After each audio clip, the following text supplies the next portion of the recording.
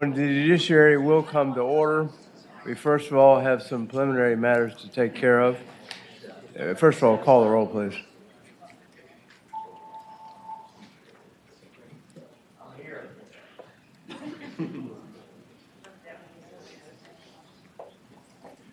Mr. Chair, you have a quorum?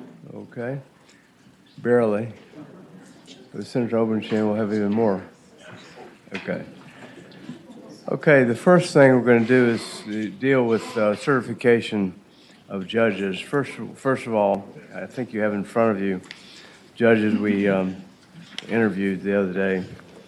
And so the part one is the committee will take up the certifications of those judges interviewed on Friday. There are current circuit court judges, general district court, and juvenile domestic relations court vacancies, and their potential backfills, and one position on the Judicial Inquiry and Review Commission. The list is before you. We take this up on a block vote. Anyone wishing to remove a name from the list, please do so now. Do I have a motion and a second to certify the candidates as qualified to be elected to the positions for which they were interviewed? This will be a voice vote. Is there a motion? Been moved. Is there a second? Second. Moved and seconded that the judges on the list you have in front of you are qualified to be elected to the position for which they were interviewed. All in favor of the motion, vote aye. I'm sorry.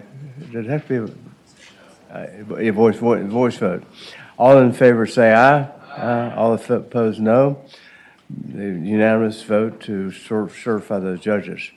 The second part is the committee will take up certification for retired circuit court judges currently sitting on the recall list, and circuit judges with recent or pending retirements that have requested to be certified to sit in recall. These are pages 1 and 2 on the recall list before you. We will now take up in a block. Anyone wishing to remove a name from the list may do so now. Mr. Chair. Yes, Senator Peterson. On the list for the 19th Judicial Circuit, or 19th Judicial District, I'd move that we remove Mike Cantrell, Richard Horan, and Mitchell Mutnick. Okay, this is on the...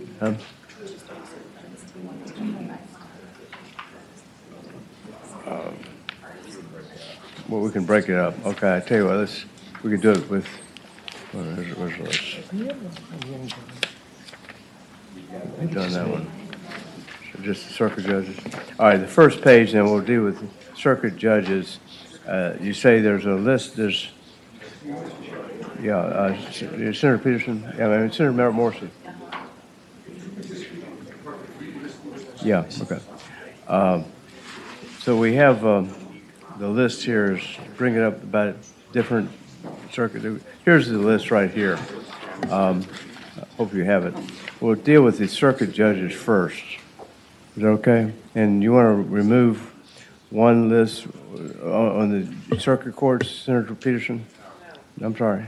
Okay. All right. Well, let's take up the motion to certify retired judges as circuit judges who, with recent and pending retirements, who requested to sit in recall. And this would be page 1. There's a motion to certify the judges as qualified on page 1 of the list. There's a motion been made. Is there a second? Motion been made and seconded to certify those judges, circuit judges, on page 1. All in favor of the motion, vote aye. Say aye. Aye. All opposed, no. Motion carries unanimously. Okay. And the next page are judges. How's this differ? Oh, okay, all right. Okay, then move on down to number 3, the second page. Is that right? Yeah, okay.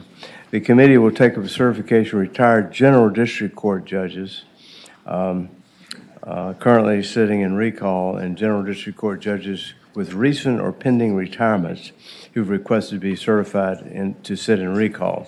This is pages 3, 4, and 5 of the document. Is that right? Right, and I just repeat my request of the And which, Cantrell, Mutnick, and Haran. okay. Got that? We just can't hear Yes, down go here. ahead, I'm sorry. Could somebody speak up, because we just can't hear? Okay. Yeah, Senator Peterson spoke up. Senator, would you like to say that again, Senator Peterson? We can hear him, we can't hear Right, you. yeah. Okay. All right, okay. Okay, Senator Peterson, want to repeat that again? Third For time. the third time, Okay, go ahead. Cantrell, Mutnick, and Haran. Okay, they're We'll get removed. that. Okay, Anyone in the room not get that? All right. okay.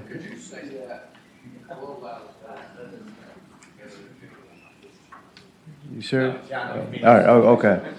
All right, so we'll take this up in a block vote. Anybody else wishing to remove anybody from that list? If not, is there a motion to certify the remaining judges as qualified to be elected to the position for which they were interviewed? So these are substitute judges. All right. All in favor of the motion? Is there a motion? Yes. Is there a second? Is there a second? And moved and seconded. All in favor of the motion, vote aye. Say aye. All opposed, say no. Okay, the motion carries. And now, with four, the committee will take up certification of retired juvenile and domestic relations district court judges currently sitting in recall, and JNDR judges with recent or pending retirements who have requested to be certified to sit in recall. This is on pages 6 and 7 of the recall list. We'll take it up in a block vote. Anyone wishing to remove a name from the list may do so now. Is there a motion and a second to certify these candidates as qualified to be elected to the positions for which they were interviewed? Is there a motion? Moved. Is there a second? Moved and seconded. All in favor of the motion, voice vote, say aye. Aye. All opposed, no. The motion carries unanimously. I think we've taken care of the judges. Okay. Thank you very much. Shannon, thank you very much, Shannon, for walking us through this. And now we will take up the bills. Some of them have to go to finance, as you probably know.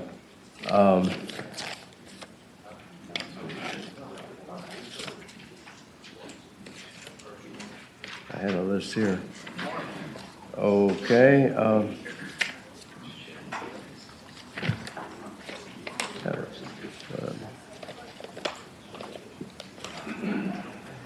Moving things around.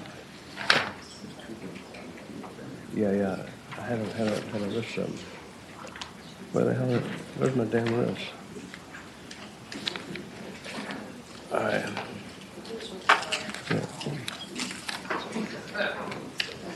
All right, the first bill to be taken up is House Bill 2204, Delegate Delaney. This was report out of transportation, and it deals with DMV, so the committee is going to refer Delegate Delaney's Bill 2204 to the Transportation Committee. And I think we need a motion on that. Is there a second?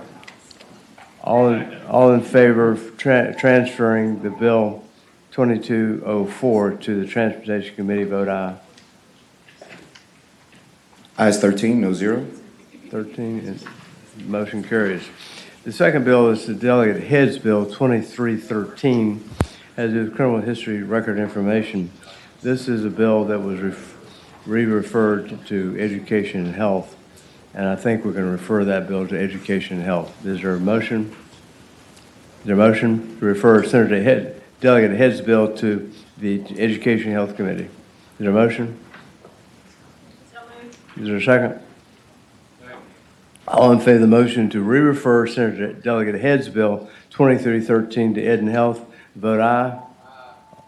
All opposed, no. Senator McClellan. Ayes 13, no zero.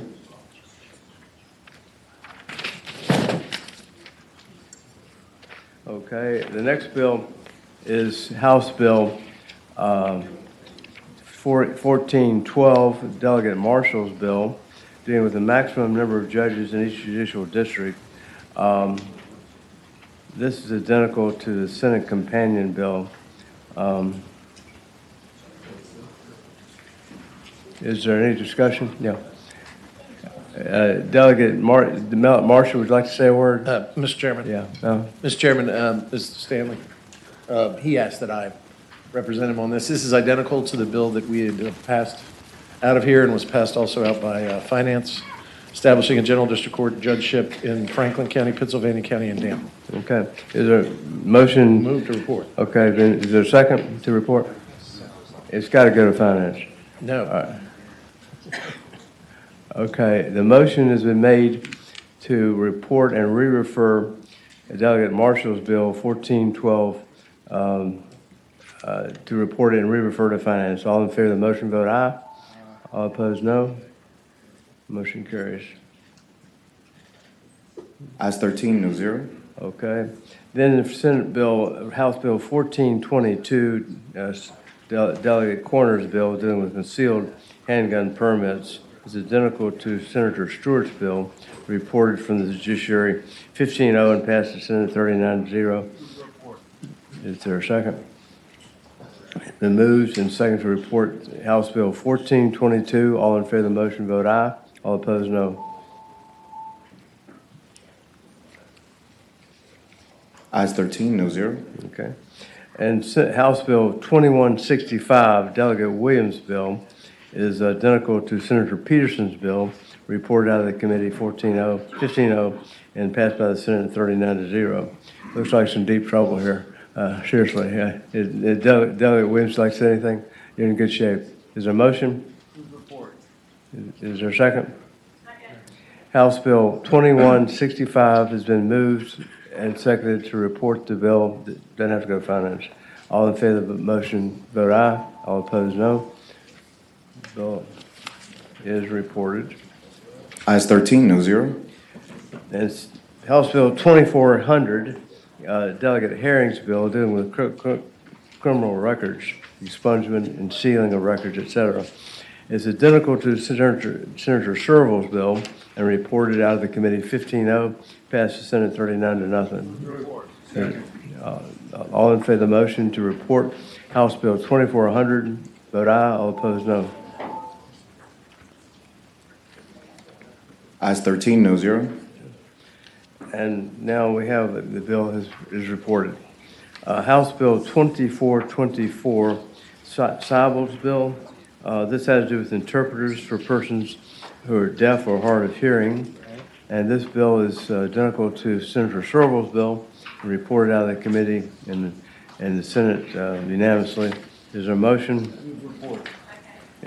House Bill 2424 has been moved and seconded to report the bill.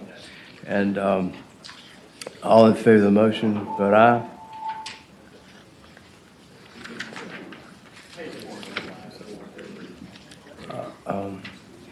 Ayes 13, no zero. Motion carries. Now, the House bills with identical and Senate companions that are contested. House Bill 1380, Delegate Campbell's bill, deals with issuing citations. Let's see. Yeah, we'd like to speak. Yeah, Delegate Campbell, welcome. The first one to say something. Thank you. Good morning. Thank you so much. House Bill 1380 is a bill that will not only allow our police officers and deputies to do their jobs efficiently, but it will make the Commonwealth a safer place. Over the past 2 years, we've seen a dramatic increase in crime and traffic fatalities. This bill addresses both of these issues. By allowing the enforcement of these traffic offenses as a primary basis for a stop from law enforcement, we will increase the safety of our community. Enforcement of these traffic laws has long been a tool of law enforcement to catch serious violent predators such as Timothy McVeigh and Ted Bundy. The drug trade, including the scourge of fentanyl and other opioids, is gaining ground without this basic tool of law enforcement to intercept those drug narcotics traffickers. When we think about keeping our community safe, I think it's best for us to take a proactive and not a reactive approach. If we allow our law enforcement officers to utilize their training and give them the necessary tools to do their jobs, we can accomplish safer communities for everyone. Traffic crashes and deaths from crashes are up in the past 2 years. Overall, in 2021, they increased 12.2%. Data has shown that reprioritizing traffic stops by increasing their frequency improves public health and reduces injuries and fatalities. Several localities are supporting and have asked for this legislation. Fredericksburg, Chesapeake, Roanoke City, Rockbridge, that's just to name a few. They've seen that their communities have become less safe, and they'd like for us to do something to untie the hands of our law enforcement officers. I ask that this committee favorably report 1380. Thank you. Okay, thank you, Delegate. Are there any questions?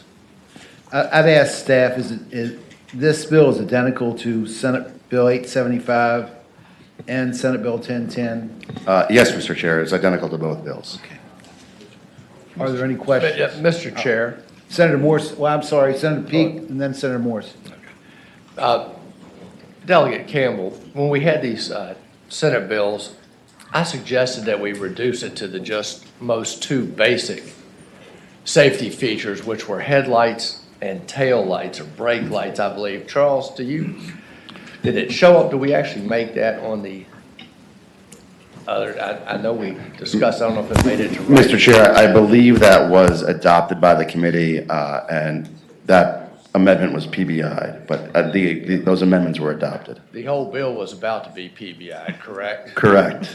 So Delegate Campbell, would you be amenable to a friendly amendment to reduce this to just the two most obvious safety features that we could have in public, which are brake lights and headlights, so that we can pull over vehicles that are not showing adequate brake lights or headlights? I would be. I would second. Hey, everybody understand the amendment? All in favor, say aye. Aye. Opposed, no. Okay. Senator Morrissey's got a question. I withdraw my request. Okay. Is there another motion? Move to PBI. Is there a second?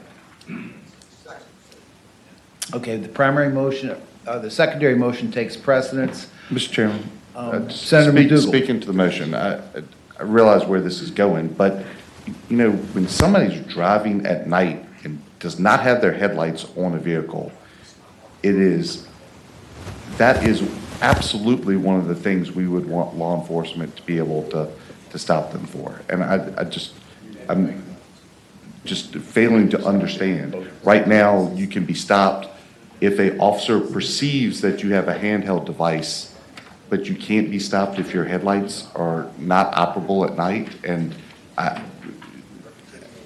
I just find it somewhat curious why we would not want to be able to stop somebody who's driving at night without their headlights on. Mr. Chair, Senator McClellan. as I understand, this may be a question for council, but as I understand, if both headlights are out, then someone can be stopped. It's only if one headlight is out that they cannot, but there's still another headlight that would be visible. Is that correct? Mr. Chairman, that's correct. Okay, we've got a motion to PBI. All in favor of that motion, vote yea, and please open the roll.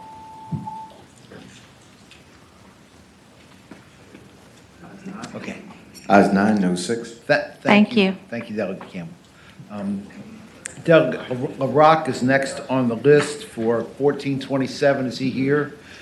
He's not here. I guess we'll take that up later. Delegate Bell, HB 1705. Mr. Chairman, members of the committee, good morning. I have three measures. 1705 was the one that you'd heard before.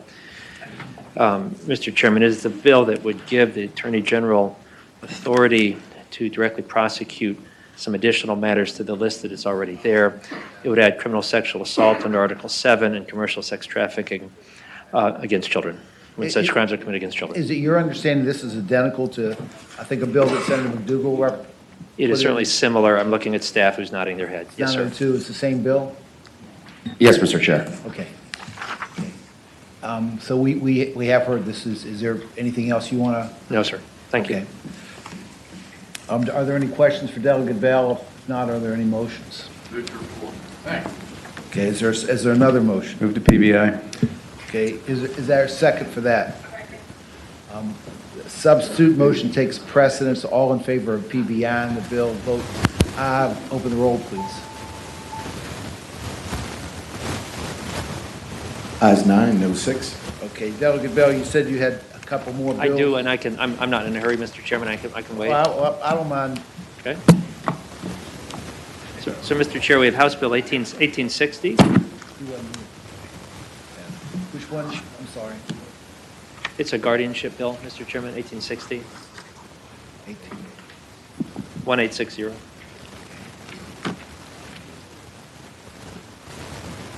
Okay. Turn your attention to Delegate Bell, HB 1860. It's on page 8 of your docket. Mr. Chair, members of the committee, and I want to lead with, I don't do this kind of law, so this is not something I feel that I have personal experience in, although I am a guardian. So, Mr. Chair, this arose out of a situation in Louisa where a guardianship was established based on what was reported to me as a single telehealth visit with a healthcare provider. The individual's personal care provider was not, or primary care provider was not consulted, would never have approved of it, and the guardianship was granted.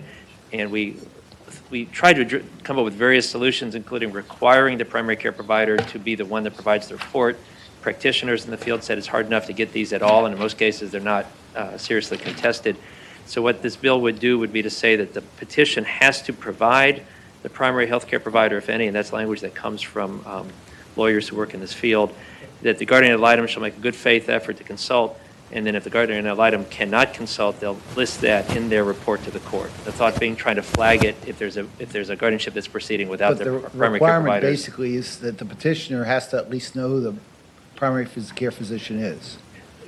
Yes, sir. The concern is, I guess, in a contest within a family, an errant child who didn't know enough about the parent, didn't know who the primary care physician was, and you want to make sure that information is at least consulted, and if they think it's correct, it's fine. If they can't be reached, it's fine. If they don't exist, it's fine. And then the guardian would be the safety net underneath it. They have to at least talk to them if they can. Sure. And say, do you agree, or is this some, as you say, errant family member trying to get benefit? This is a bill we've not heard before. Are there those in the audience who would like to speak? Can I ask a question? Sure. Senator Obenshain's got a question. I think it's an important bill and a good idea.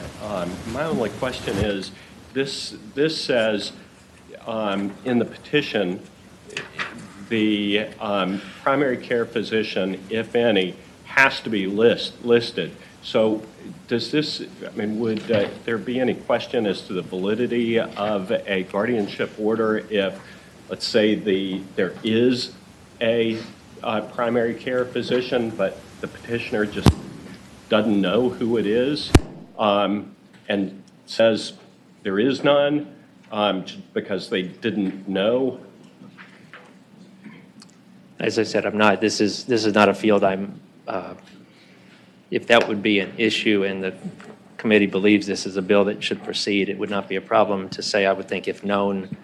The goal is to make sure the court either has that information or knows that that information has not been obtained. That's sort of the two. Could you say that in the petition that, in the alternative, that a good faith effort was made to ascertain the identity of the primary care physician?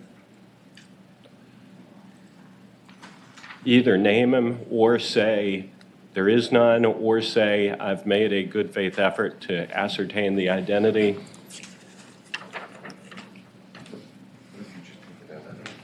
It seems to me that there's at least an implicit requirement that the court or the guardian do some investigation as to whether the primary care physician is the one that's listed. So we did add the good faith language into the section about what the guardian ad litem has to do. I understand what the gentleman's asking, if whether the petition itself would be infirm. Where it says if any, you could easily say if known. In other words, strike any, add the word known. And that would, I think, address the gentleman's concern if that would be. 364 and 65.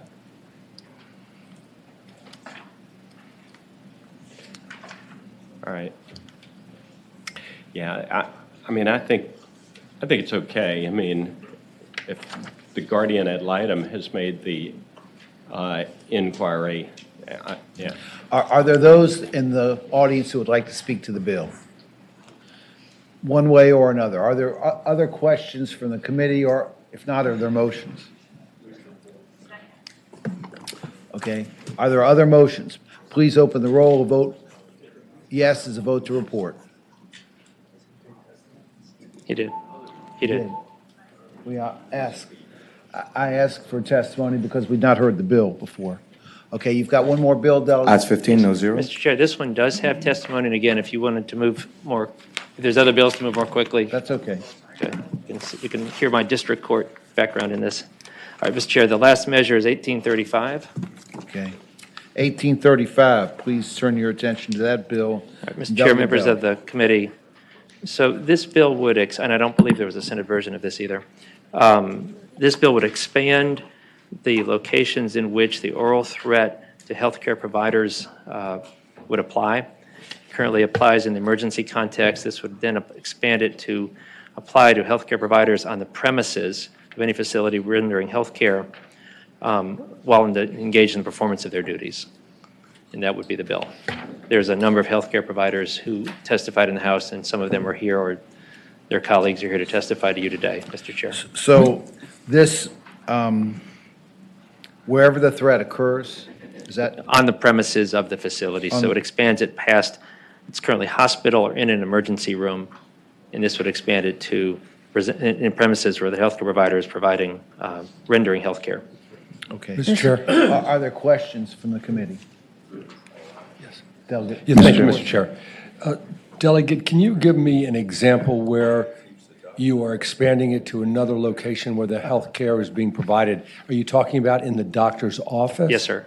That would be the most obvious. And can you give me the genesis for this bill? Was there something that occurred that? I think that, Mr. Chair, if I could answer the gentleman. Sure. So I think there's going to be witnesses who will testify that in their practice outside the ER and outside the hospital, they're receiving death threats and threats of physical violence. Thank you, Delegate. Senator McDougal. Mr. Chairman, this, if I flip to the definition, this also includes nursing homes, correct? I think it would, if that is covered by the premises, I think so, but again, that would be an answer for counsel. And so would it also include like facilities that focused on dementia or Alzheimer's? Because they would be considered I would think it nursing could. homes? Again, I'd want to defer to counsel if they have a different interpretation. But- It would be the healthcare, it's a defined term. They're a healthcare provider, aren't they? Mr. Chair, the answer is yes.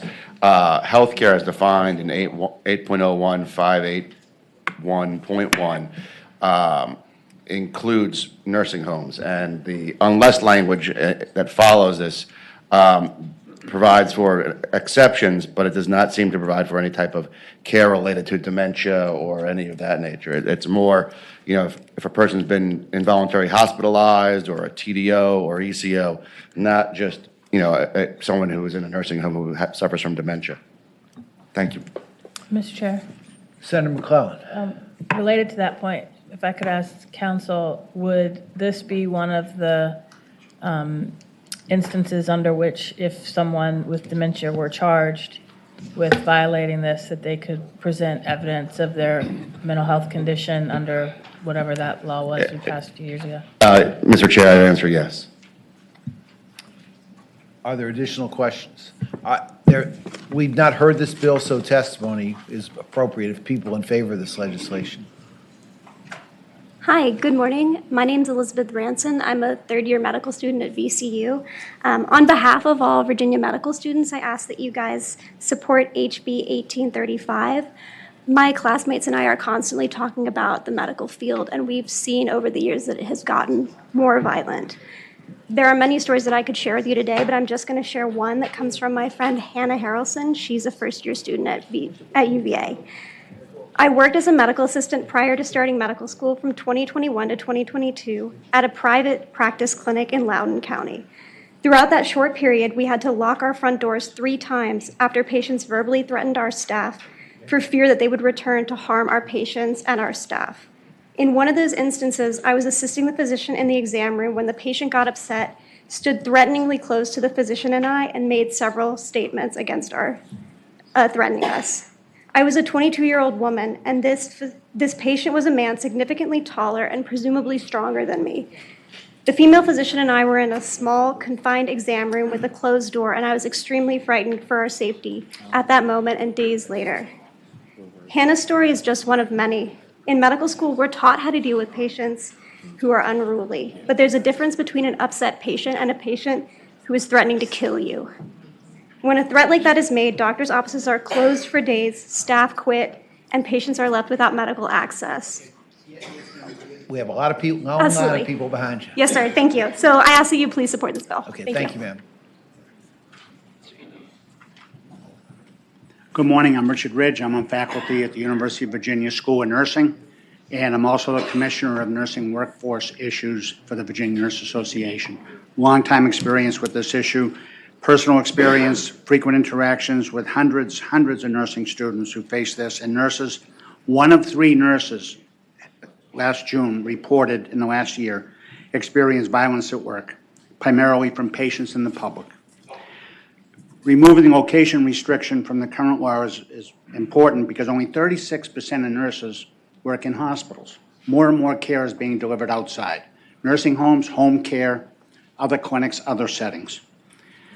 So nurses and other workers experience violence all over Virginia, home care, long-term care, and many other types. And so finally, the direct violence is really hurtful, but also consider the indirect effect of the fear and worry of being hurt, and that is especially destructive, and drives nurses to work fewer hours, avoid travel to unsafe areas, and to leave the profession altogether. And that's our biggest threat. Thank you. Thank you. Yes, sir, next. Clark Barron with Medical Society of Virginia. Mr. Chairman, to answer Senator Morrissey's point, we have shared stories with each of you. There are physicians in every district in the Commonwealth that have been, their lives have been threatened for doing their jobs. When an office has to close because they have been threatened to kill their whole staff, patients miss out, the sheriff has to get involved, and a pediatric office can be closed up to a week. Staff are going to quit. It is a pervasive problem that's only growing, both anecdotally and by the facts. The Bureau of Labor Statistics says so, and we urge you to support the bill. Thank you. Thank you. Yes, next. Good morning, Mr. Chairman, members of the committee. Amy Perrin-Seibert on behalf of the Virginia chapter of the American Academy of Pediatrics, as well as the Virginia College of Emergency Physicians. We think this should be extended out to our colleagues who are not in hospitals. So thank you. Thank you. Next. Good morning, Mr. Chairman. My name is Davis Gammon. I'm with the Virginia Hospital and Healthcare Association. We support the bill and thank the Medical Society for their advocacy. Thank you. Next.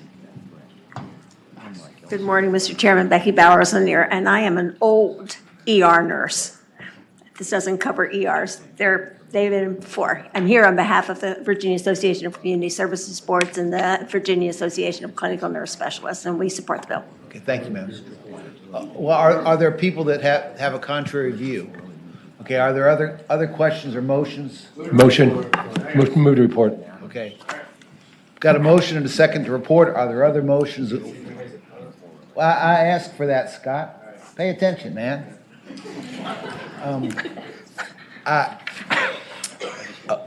Please open the roll. A vote green is a vote yea is a vote to report.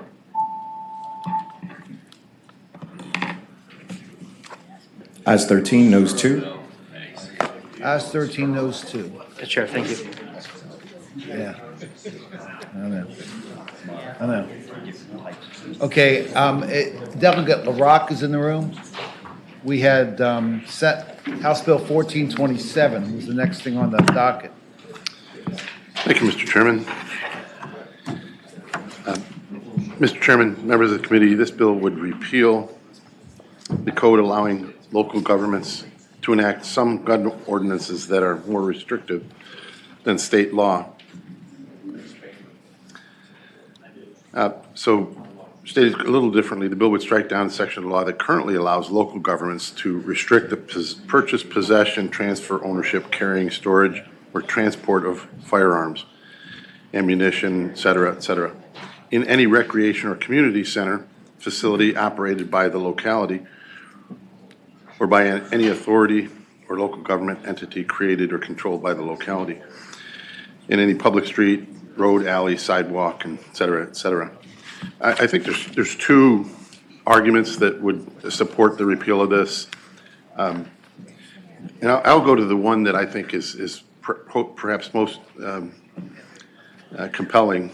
Well, they both are. I think the recent Bruin decision makes a strong case for the constitutionality of it. But in the interest of time, I want to use an example that applies close to where I live. There's a walking mall in Winchester, several blocks. They have permitted events on that. With the laws that are in place, if restrictions are placed on the public property in Winchester, for example, that would limit the carrying of certain firearms, it would, A, apply to any of the businesses that front on this public property, the walking mall. It would apply to people who move in and out of the walking mall that might not be aware that there's a permitted event, that during which there's guns, possession, carrying of guns would become restricted under ordinance. So all of that, I hope that example is clear. I think the reason that this becomes important is that there should be continuity from one jurisdiction to the other. People should know what the laws are without having to educate themselves on varying laws from one public property to another.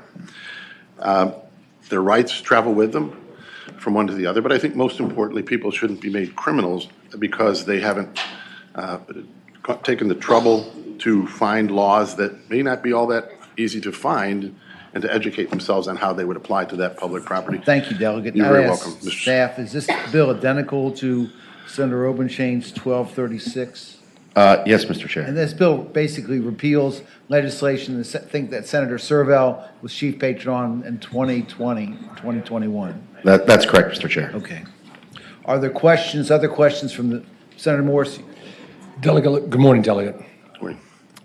I've often given almost everybody that has proposed a bill like this an opportunity to just explain to me something. I agree with you to the extent that a park enthusiast who goes from one park to another in different localities in the Commonwealth could get caught up. I get that part, and that's probably your strongest argument. But what about the argument, and I want you to address this, that the locality, those closest to the govern best, which is a mantra of folks on both sides of the aisle. Address that specifically for me, why we shouldn't give credence to the locality governing the people in that locality having an opportunity to rule. Well, I thank you for the question. As the senator knows, we are a Dillon rule state. And the concept of Dillon is that continuity of laws benefits people. They understand laws that apply statewide, in this case, the laws that govern the possession and carrying of firearms. And that's basically the argument that I tried to illustrate in the analogy, and I think that you perhaps have some agreement with, that certainly governs least locally or governs best locally, I agree, but we sort of have to have a hierarchy of when to apply that. And I think the Dillon concept is what... Thank you. Okay, got a motion to report. Is there substitute motion? Passed by indefinitely. Is there a second on that? Okay, there's a motion and a second to pass by indefinitely. I apologize. Motion and a second to pass by indefinitely. That's a substitute motion which takes precedence. Open the roll. A green vote is a vote to pass by.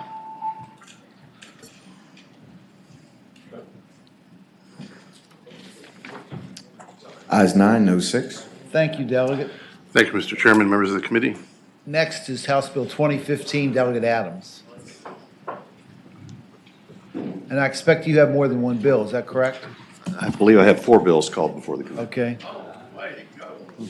Okay, 2015.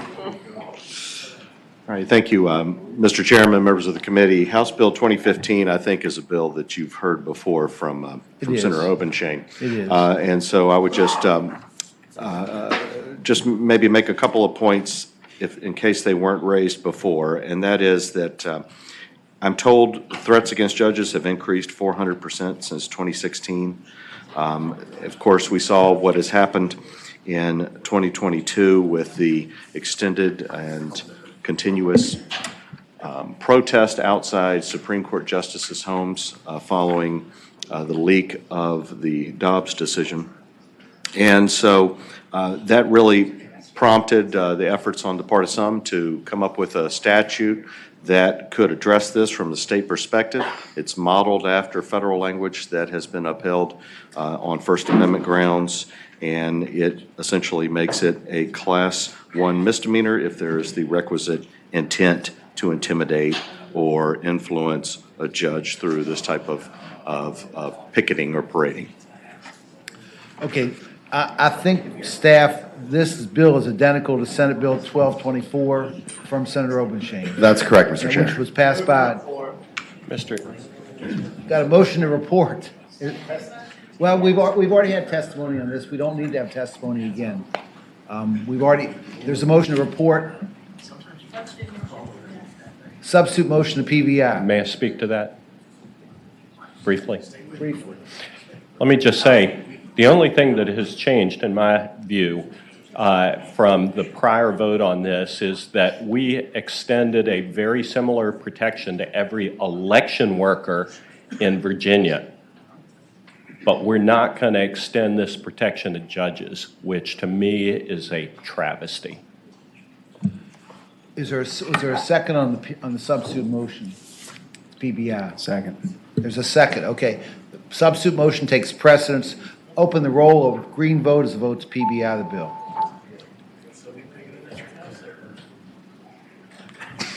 Ayes 9, no 6. Okay, thank you, Delegate. What's your next bill? Mr. Chairman, I have a bill, 2016, numerically will be next. That comes on the recommendation of the Virginia State Criminal Sentencing Commission. This is the one that comes on the recommendation of the Criminal Justice Conference of the Virginia Trial Lawyers Association. And it recommends that there be an appointment of attorneys for any case where an indigent defendant is charged with a Class 1 felony. Essentially, it would require the appointment of 2 attorneys, one being the public defender in that area. When we had capital punishment, there was no cap on the fee, of course, and there were more than one lawyer there. So you're just saying there's a cap on the fee, but there still ought to be 2 lawyers on.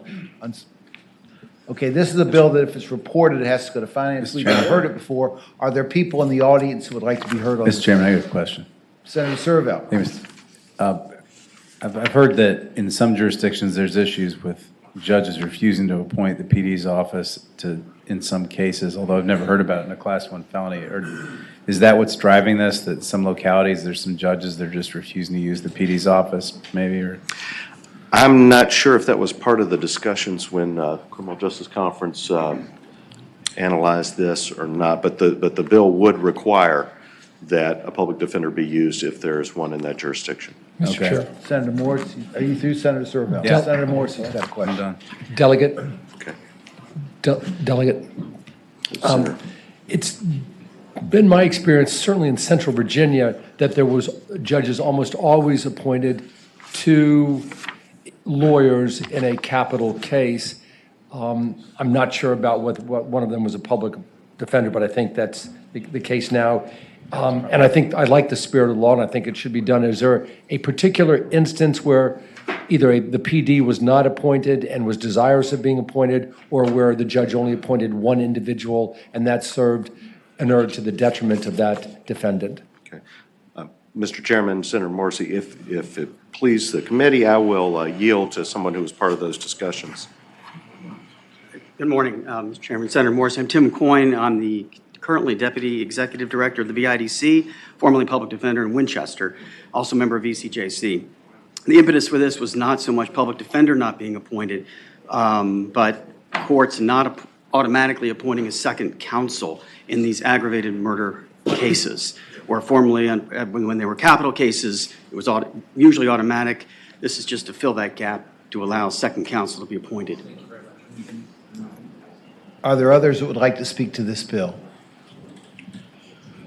Good morning, Mr. Chairman. Nathan Green, Commonwealth Attorney for the City of Williamsburg, James City County, here speaking on behalf of the Virginia Association of Commonwealth Attorneys, and we do support the bill as well. Thank you. Are there people that would like to speak against this bill? Mr. Chair, we're in rarefied air when the public defenders across the Commonwealth and the Commonwealth attorneys are in whole agreement, so if I'd move to report. Report and re-refer to finance. Yes, sir. Okay, is there a second to that motion? Okay, are there other motions? If not, open the roll, a vote yea is a vote to report and re-refer to finance.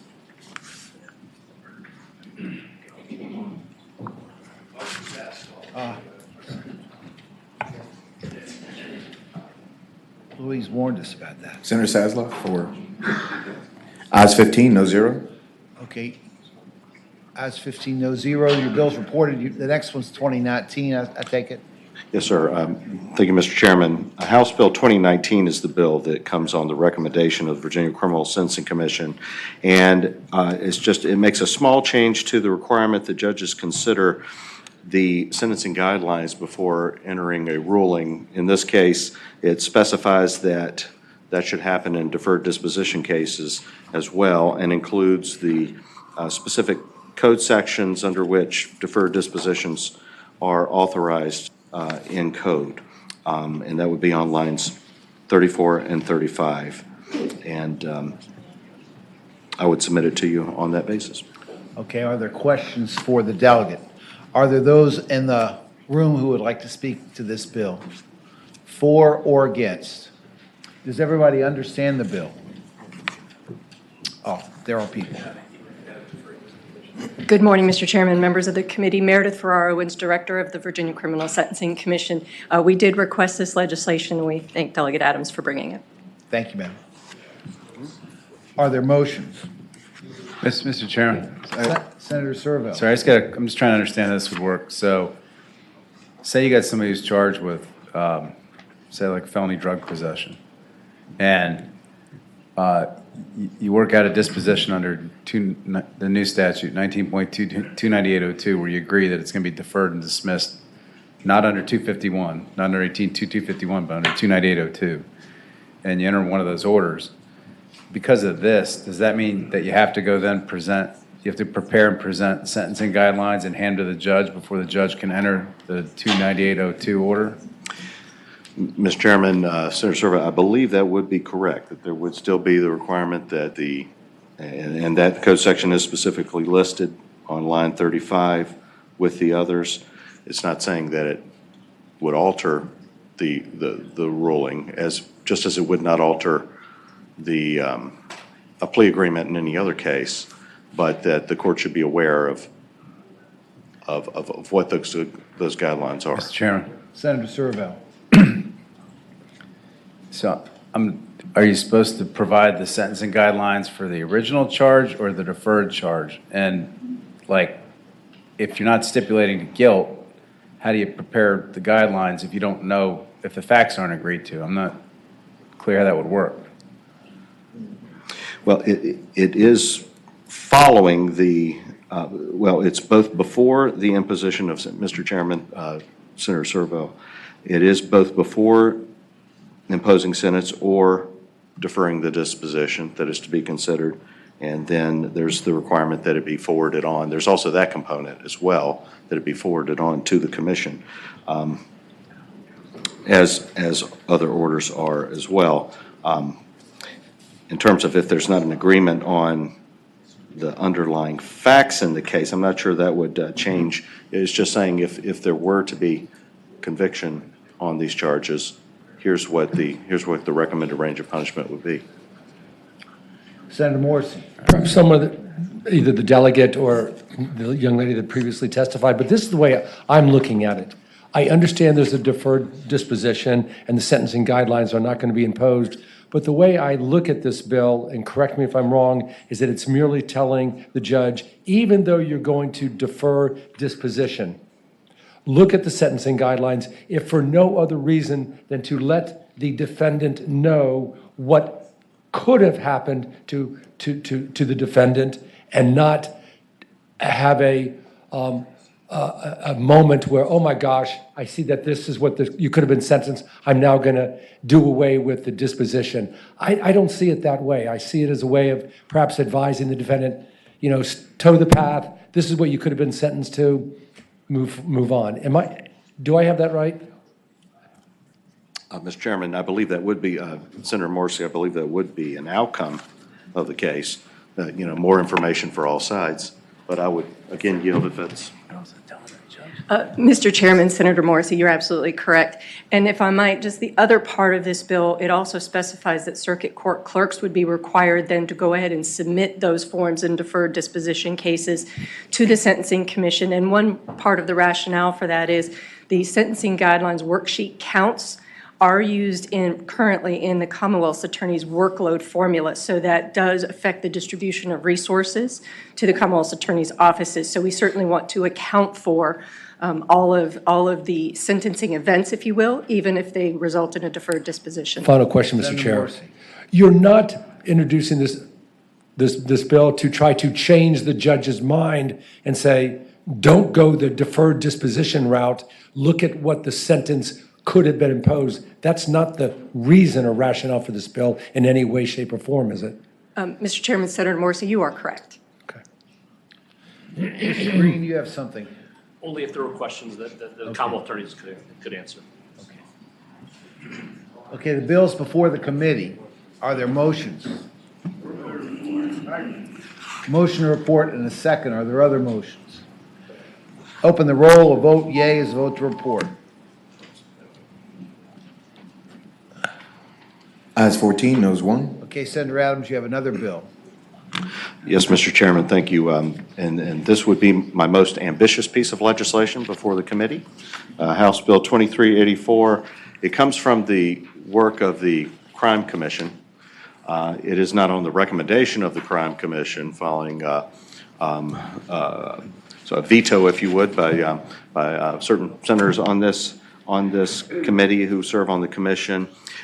These were proposals that were taken individually and eventually voted down, but we've put them together in one piece of legislation in the case that there may be some additional consideration about how to deal with the rising problem of impaired driving, and in particular impaired driving with marijuana use. And of course, we've had significant changes in our legislation to the marijuana laws in this country.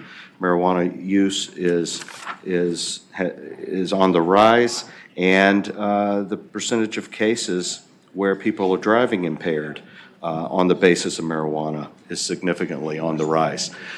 But there are challenges in prosecuting those cases that are unique to marijuana use. In particular, it's difficult to take a blood sample in all of these cases. And so one component of the bill is to allow a measurement of marijuana through a saliva test. And these are tests that are being used in other states. And so the bill provides for a way that the Department of Forensic Science would allow an officer to, certain manufacturers to submit the saliva test for approval by departments, so that an officer, when he is investigating a case involving driving and he suspects that the underlying drug is marijuana, he can use a saliva test. It's patterned exactly after the preliminary breath test statute. So it's completely optional for the person who's being investigated to use it as a way to exonerate themselves, or it can give the officer an additional level of probable cause. So that's one side of the bill. The other has to do with the limit that's allowed. And so the suggested limit in this legislation is 0.003 milligrams per liter as indicative, the permissible inference, I suppose you would say, of guilt that you were driving while impaired. Is that number just pulled from the air? No, sir, Mr. Chairman, it's not pulled from the air.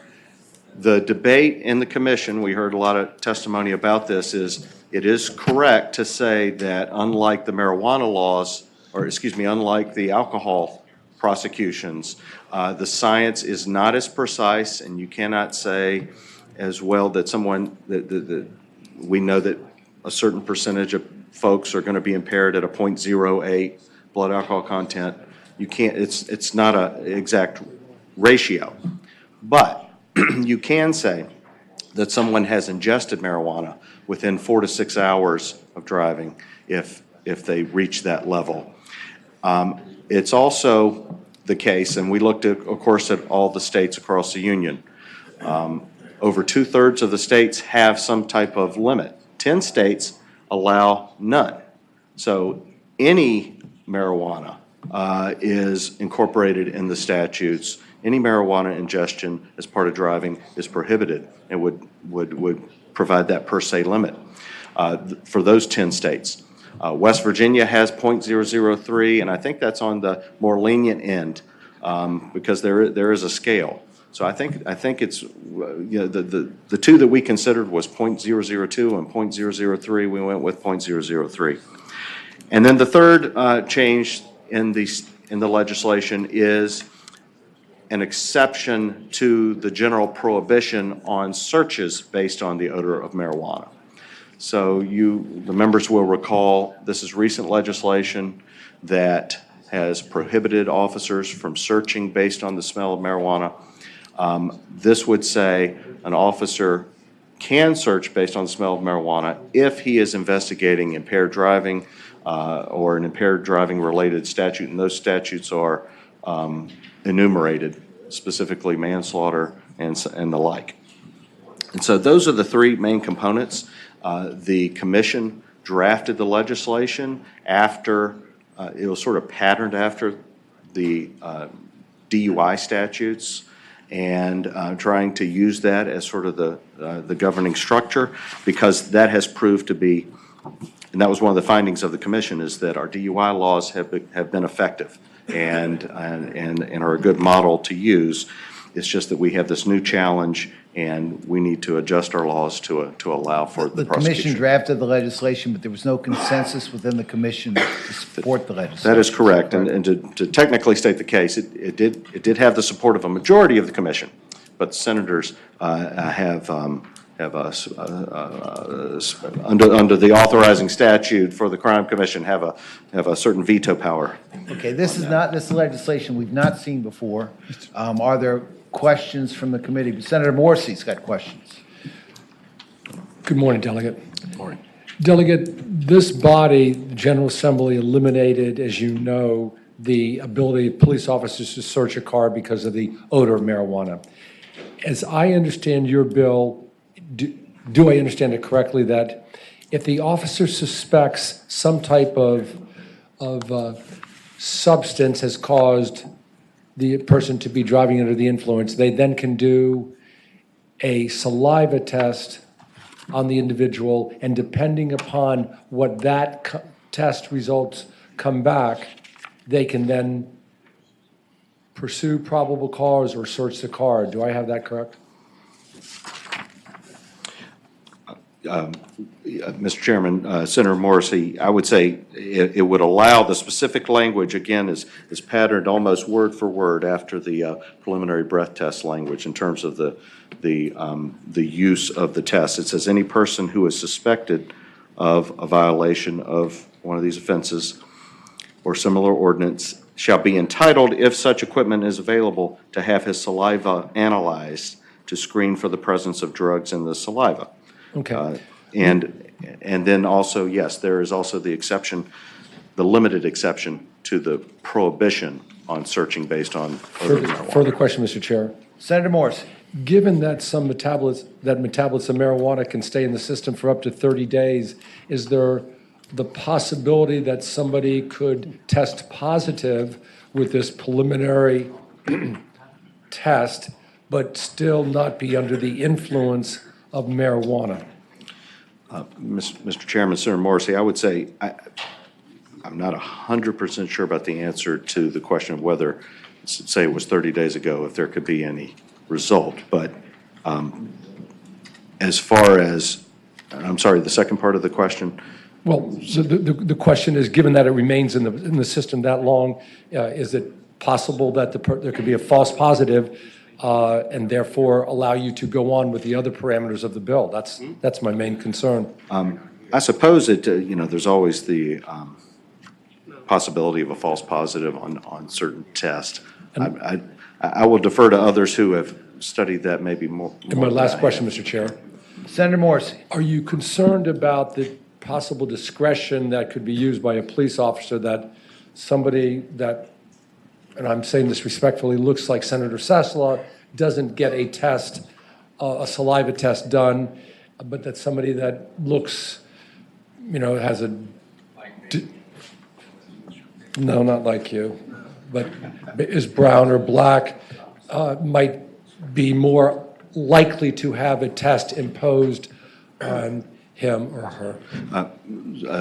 Senator Dietz and Senator Morrissey, I can't answer that very specifically, and the answer is no, because the way the statute is drawn, it is entirely within the discretion of the person who is being investigated. Okay. All right. Thank you, Delegate. Are there additional questions for the senator? We've not, Senator Boysko. Mr. Chair, thank you so much. Question for the patron. Wondering if you've spoken to any people who really have expertise in the chemical reactions for people who are using cannabis. If you have data that shows that the 0.003 milligrams is something that, like we know if you've had that much the legally defined alcohol limit, that they are impaired. What data do you have that shows that this is definitively someone who is impaired, whether they are the size of the person, the length of the use of cannabis? Isn't it a little bit up in the air? Right. And Mr. Chairman, Senator Boysko, I do concede that is one of the differences here in the law. But if the chairman will allow, I will yield to, I know Ms. Black has some specific points on that question. Mr. Chair, Senator Boysko, what we know from the data that we have collected from the Department of Forensic Science is that in 2021, the percentage of submitted blood cases with THC, so these are people that were already arrested and probable cause was found to draw their blood. The percentage of people that had a .002 was 75%. The percentage of people that had a .003 was 60%. So while 75% is obviously captures more of the concern that we have at a .002, there was concern that that might, because there are some chronic users who maintain a THC level, that 002 might be too low. What I would say is that this is an administrative decision, that the people that will bear the burden of the risk are the people who choose to consume marijuana and drive rather than the rest of the motoring public. And what we do know from the Cannabis Commission study is that 40% of Virginia users surveyed consumed marijuana away from home at least once a week. Those who'd used in the last 3 months were more likely to drive late at night, receive a citation, be in a crash, and be arrested while intoxicated within the last year. 16% of Virginians drove after using marijuana in the last year. 11 did it once a month, 11%. 26% of those who'd used in the past 3 months drove under the influence of marijuana at least once a week. 23% of users said they rarely or never had a sober ride. 30% of Virginians thought that those using marijuana were safer drivers, and marijuana users were 68% of that group. And 32% believed that there were less severe penalties for driving under the influence of marijuana. And so the issues really surround testing more than anything, because marijuana leaves the blood extremely quickly. And because it takes a while, either after a crash or to investigate someone who's suspected of impaired driving, the blood test is almost never going to be taken within the hour of the maximum amount in the blood. So we know that you have used recently, and as I said, those numbers from the Department of Forensic Science were made after arrest, those were tests done after arrest. What we do know also from the states in which marijuana was legalized is that the fatalities went up substantially, 50 to 60 some percent after that. And we consider this to be a danger to the driving public. Not an issue with whether or not marijuana is legal, but a danger to the driving public. And I can tell this body, I've been out to these crashes and I've seen the results of these, and it's horrific. Senator Voisko, are you through with questions? Yes, thank you. Okay, Senator Surville. Mr. Chairman, we took all this testimony, we probably spent 2 hours on this in Crime Commission. Okay. First of all, the saliva tests, the best technology that's out there says that they show a positive rate if you use within the last 12 hours. So for example, you could be taking marijuana gummies to sleep, get up the next morning, rear end somebody, and this saliva test would say arrest this person. And all of us know that at any time one of these alcohol PBTs comes back 08 or more, regardless of how sober the person looks, they get arrested. So basically, you're signing up any single person that tests positive on a saliva test for a $5,000 date with a lawyer and a court appearance and everything else over what's legal behavior, potentially, number one. Number two, the odor thing was part of the legislation passed in 2020 that this repeals, which actually treats marijuana odor the exact same way that alcohol odor should be treated, but just isn't in the code. And the third thing is, with regard to these THC limits, there's all kinds of scientific studies that show there's very little correlation between alcohol level and the effect of inebriation because of the effects of tolerance and because the metabolism spike is totally different for marijuana than it is alcohol, which is why this is an extraordinarily difficult area to legislate. Only 8 states have adopted a per se limit. I think Les is right, that I think about 6 or 7, 8 states have a no tolerance limit. But there is little consensus in America about the right way to approach this, and that's why the Crime Commission elected to gather a bunch of data over the next few years to look at exactly what's going on, then come up with tools to figure out how to address this instead of putting the cart before the horse, which is how I feel this bill does. But I know we have more testimony to take. But I would hope maybe the commenters could focus their comments a little bit in light of what I said. Okay, are there others who would like to speak in favor of this legislation?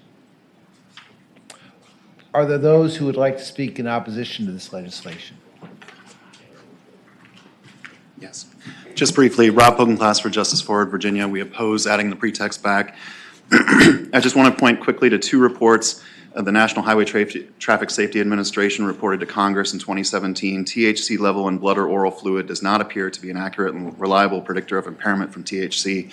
And the Department of Forensic Science had a report from 2011, Dr. Carol O'Neill, where she concluded, after looking at 64 cases in which THC was the only substance in the driver's system, no statistical correlation was found between a driver's THC concentration and the level of impairment. So we oppose the bill. Thank you. Next. Mr. Chair, members of the committee, Carter Whitelaw with AAA. Although we did oppose the legalization of marijuana and we do support public safety measures to keep enabled and inebriated drivers off the road, we do oppose this bill. Per se limits are not scientifically proven at this time. The science isn't there, so we oppose this bill. Thank you. Okay, thank you. Yeah, next. Mr. Chair, members of the committee, Sean Winona speaking on behalf of the ACLU of Virginia. For the reasons previously stated, we oppose the bill. Thank you. The committee operates by motion. Is there a substitute motion? Yes, please. Okay, is there a second on that? Okay. Substitute motion takes precedence. Open the roll. Vote yea as votes PBI. I got you. Okay, thank you. Ayes 9, no 6. Adams. Thank you, Mr. Chairman, members of the committee for the Thank you, sir. consideration. Okay, now we're back to Delegate Williams' Bill 1365.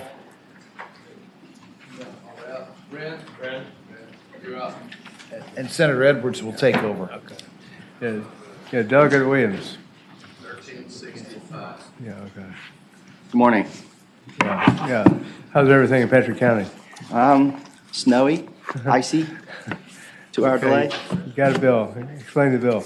Yes, so I've got 1365. a motion, I've got an amendment in the nature of a substitute that I'd like you to consider, if that's. Moved and seconded that the substitute be adopted.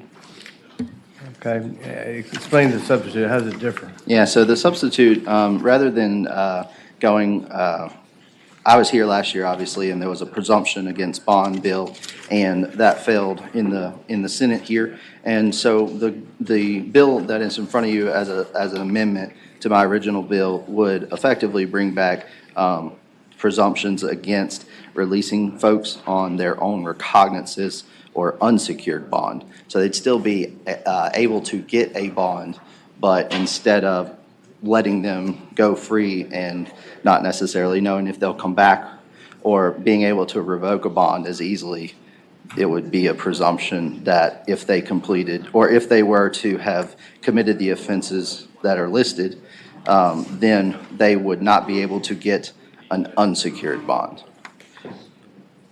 Okay, any questions? Senator Deeds? Yeah, all in favor of adopting the substitute, say aye. Aye. All opposed, no. Motion, substitutes before us. Any questions? Delegate, doesn't this basically say, here's the charges you've had in the past, and therefore you shouldn't get an unsecured bond? So I know that, like, for instance, line 28, it does say, like, if you've ever been convicted of a failure to appear within the previous year, you can't receive an unsecured or, a recognizance sign-out sheet. Instead, you'd have to obtain a secured bond, or you'd have to overcome the presumption against being released on an unsecured bond. Doesn't this also say that already the law is the court, the magistrate would have to consider the history of the accused or the juvenile? Right, that can be taken into consideration. Yeah, that can already be considered, right? That's right. Okay. And Mr. Chair. Yeah, Senator Deeds. Doesn't a court already have the ability to make these kind of decisions, to refuse to grant bond or unsecured bond to certain individuals if they feel public safety is at risk, or the person's not likely to show up for court? Yeah, but what we're finding is that because there's so much discretion, that every magistrates are regularly giving out recognizances or unsecured bond, which is leading to people coming in after an offense and going back out and committing another offense. So I understand that the magistrates can make that decision, but we're enumerating some considerations that say there should be a presumption against simply releasing that person. There's no presumption against releasing them on bond, so they can get out. It just says that they should not be released on an unsecured bond or their own recognizance. Mr. Chair, Senator Deeds. I'd ask staff, this bill is similar in its original form to the Senate Bill 877 from Senator McDougal and Senate Bill 1229 from Senator Obenshain. Is that correct? That's correct, Mr. Chair. Okay. Yeah. Any further discussion? Any further questions? Yeah, Senator Morrissey. Can I speak to the last? Sorry, is there? Senator Morrissey. I can't hear very well. I'm sorry, Senator guys. Morrissey has a question. Delegate Williams. Yes, sir. Here's the problem that I have with the bill, and maybe you can assuage me, but I'm not sure. I understand that the gist of this bill is to prevent the person from being released on his or her own recognizance for certain offenses. Yeah. They can still be admitted to bail. Yeah. But the whole reason that we passed this legislation before is because of the disparity between those folk that couldn't afford bail, poor black people, for example, versus somebody that was able to afford a bail. That was what we were getting at by removing presumptions against bail. And this seems to take us right back to that. Yes, you're saying you can still get bail, but it's going to be a secured bail bond. So assuage my concern that we're not right back where we were. I understand that completely. And the original bill that I walked in here was a presumption against total bond. And I've notched it or ratcheted it down. And I understand that. And I'm trying to strike a happy medium because I've obviously thought about your concerns. I'm not sure what that happy medium is. Okay. But this is definitely a step towards the middle, if you will.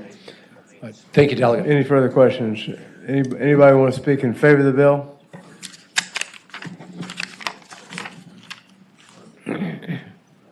Yes. Yes, Mr. Chairman, members of the committee, Rick Nagel with the Independent Surety Agents of Virginia, and we support the bill. Okay, anybody else want to speak for the bill? Anybody want to speak against the bill?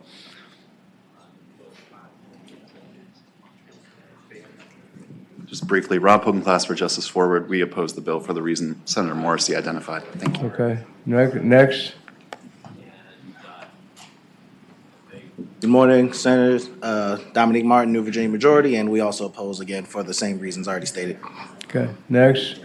ACLU. Sean Winota speaking on behalf of the ACLU of Virginia. We oppose the bill. Okay, thanks. Anybody else want to speak? Is there a motion?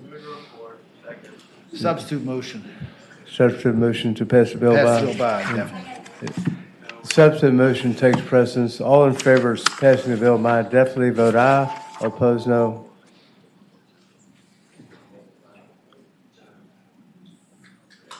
Ayes 9, no 6. 9 to 6, the bill is passed by indefinitely. Thank you. Thank you for hearing me. Yeah, thank you very much. The next, Don't you have who were next? Kilgore, Doug Kilgore. 1642. I'm just going down the list. Thank you, Mr. Chairman. Am I still up? Felony homicide. This is House Bill 1642, and I'm giving y'all the opportunity to vote the same way you did in 2018, 2019. And this is, I know this bill barely didn't make it out of here earlier, but this bill, Mr. Chairman, in fentanyl was 12.5% of drugs seized in the Commonwealth, but 76.4% of drug deaths in the Commonwealth. It's a lot easier to go to the federal, through the federal court system now with these type cases and go through the state court system because of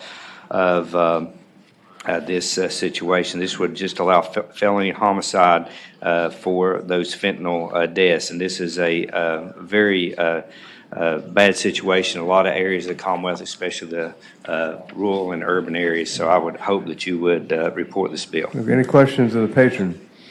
Mr. Morrissey, anybody? Okay. Anybody want to speak in favor of the bill? Good morning, Mr. Chair, committee members. Brandon Robleski on behalf of the Attorney General. The Attorney General does support the bill. We're not intending to criminalize addiction in any way. This is simply to criminalize individuals who know they are putting fentanyl into the drugs that they are then selling, giving, or distributing. So we do ask the committee to report the bill. Thank you. Let me ask you a question. How does a person know that's what's going to happen? So the cause, the proximate cause element and the knowledge of the nature and character of the substance is going to be an element of the Commonwealth's proof in a prosecution, But Mr. Chair. there's a difference between there's a time frame difference between somebody selling it and then somebody using it later. Certainly. So it's intended to tie up the time, place, and manner restrictions that the Court of Appeals got into in Woodward versus Commonwealth, and to broaden the time, place, and manner in which a prosecution could be conducted, so that when the drug sale is conducted, the drug dealer leaves the premises, but the drug dealer knows he has sold fentanyl that then kills a person.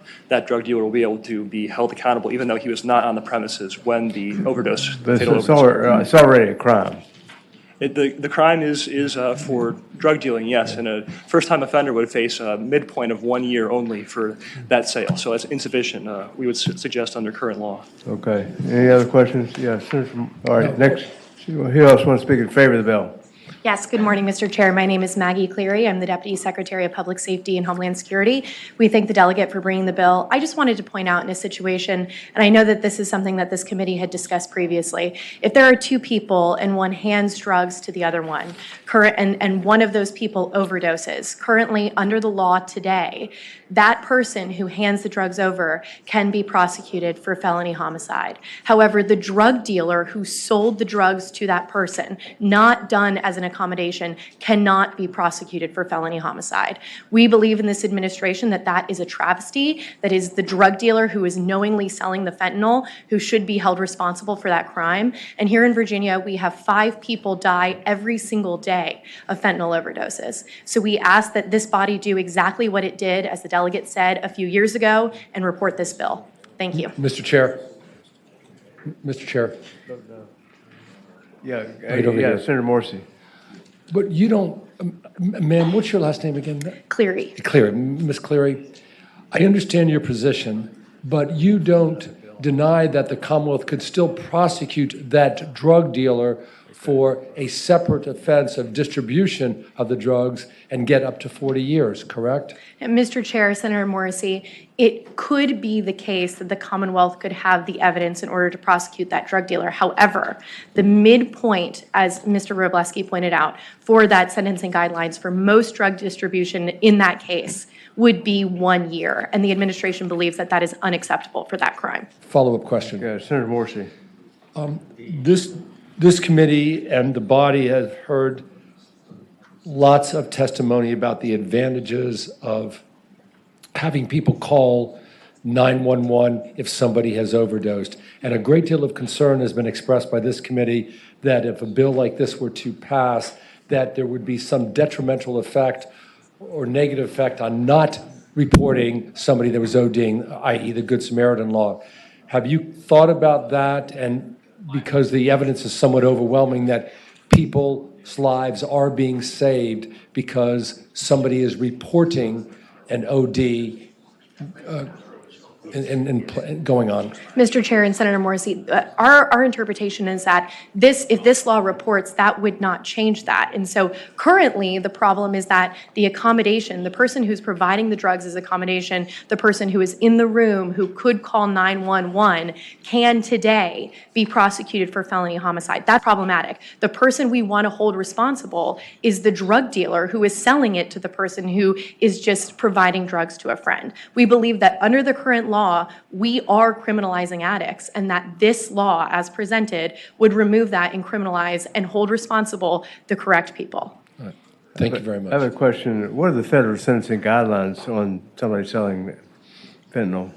Mr. Chair, I was actually a federal prosecutor prior to coming to this job. So the answer to that is, of course, it depends. So it depends greatly on the person's, it depends greatly on the person's criminal history. Yeah. It also depends on the circumstances. I can tell you, however, being a federal prosecutor, that oftentimes these crimes are prosecuted more frequently in federal court than they are in state court because of the way that the state law is currently written. So in federal court, when you have a fentanyl overdose that caused a death, those people are looking at sentencing guidelines that start at 20 years.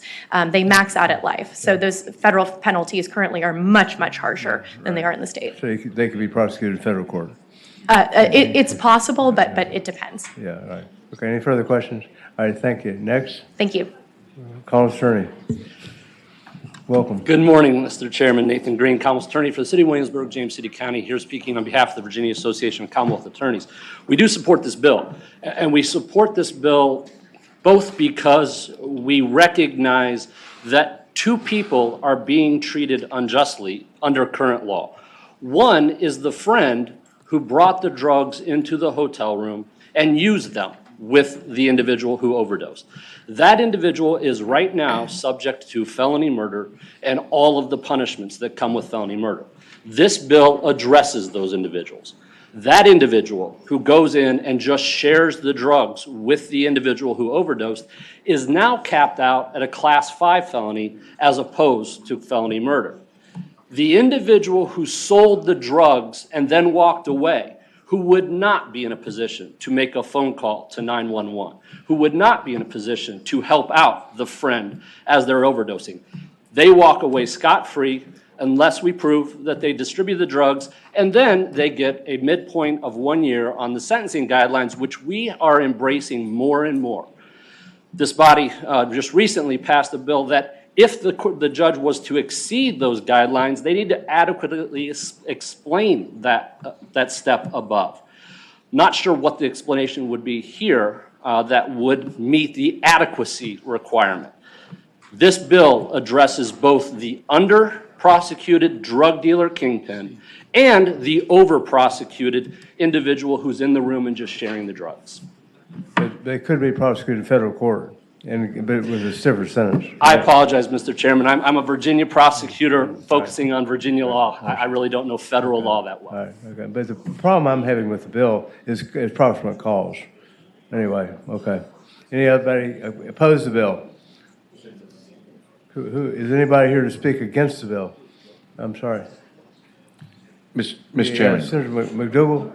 I'm going to speak in favor of it, but I think nobody else got up to talk. I Okay, just anybody, want- well, go ahead. I just Senator want McDougal. to make sure as we're talking about this bill, the key is if you don't vote for this, you're still going to leave in place the ability for somebody who is sharing drugs as accommodation or just giving them to be found guilty of a felony homicide.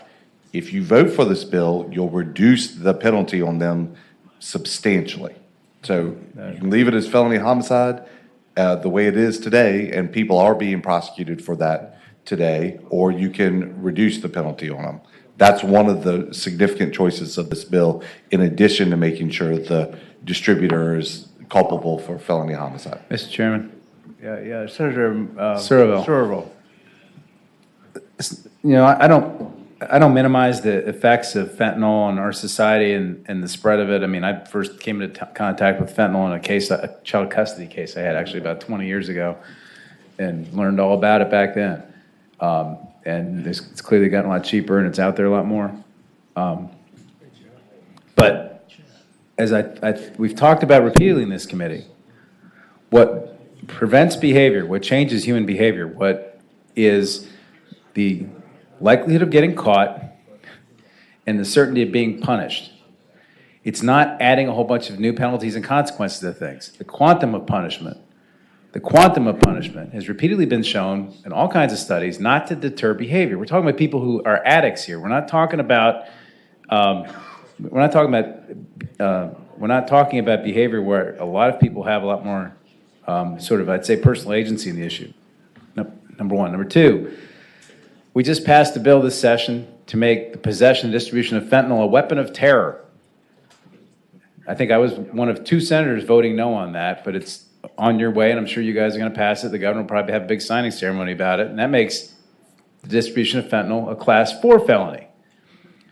Now we want to add, an additional felony on top of multiple felonies. It's been very rare I've represented a drug dealer, seen a drug dealer in court who only had 1 pill on them. They usually have lots of pills on them or lots of quantities, and usually the deal that's cut is a reduction of what they probably, or what they could have been convicted of.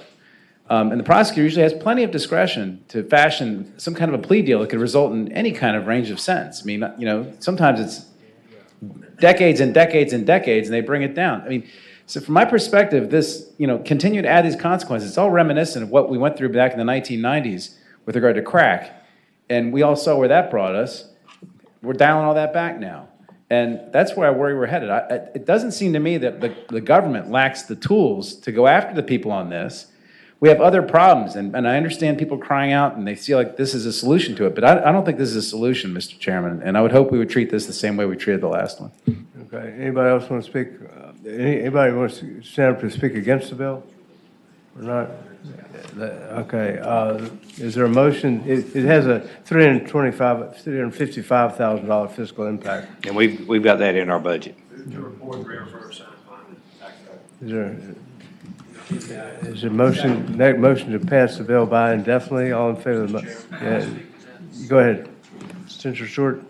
I just want to remind everybody, despite what my friend from Fairfax just said, we're not talking about addicts here. We're talking about drug dealers that are selling fentanyl to people, and they know it's going to kill them, and they ought to be held accountable. As far as the addicts go, we're actually lessening the penalty for them. We're granting the fact that they can get an accommodation versus being charged with felony homicide. So that's what the bill does, and we should support it and not pass it by. Mr. Chairman. Yes, Senator Sherrill. I just want to appreciate that the distinction. I would just note that many of the drug dealers that I've seen in my practice are addicts, which is how they become a drug dealer, number one. Number two, I would just note that I've also seen situations where a lot of users get turned into dealers because they want to cooperate with prosecution, and they never were a dealer to begin with, but they end up getting caught dealing because they're under pressure to cut a deal to work their sentence down. So, I mean, it's easy to talk about drug dealers, but the world is not that simple. It isn't. I mean, those of us who practice law see this every day, and again, I just see this as a pile-on. Okay. All right, there's a motion been made and seconded to pass the bill by indefinitely. All in favor of the motion, vote aye. All opposed, no.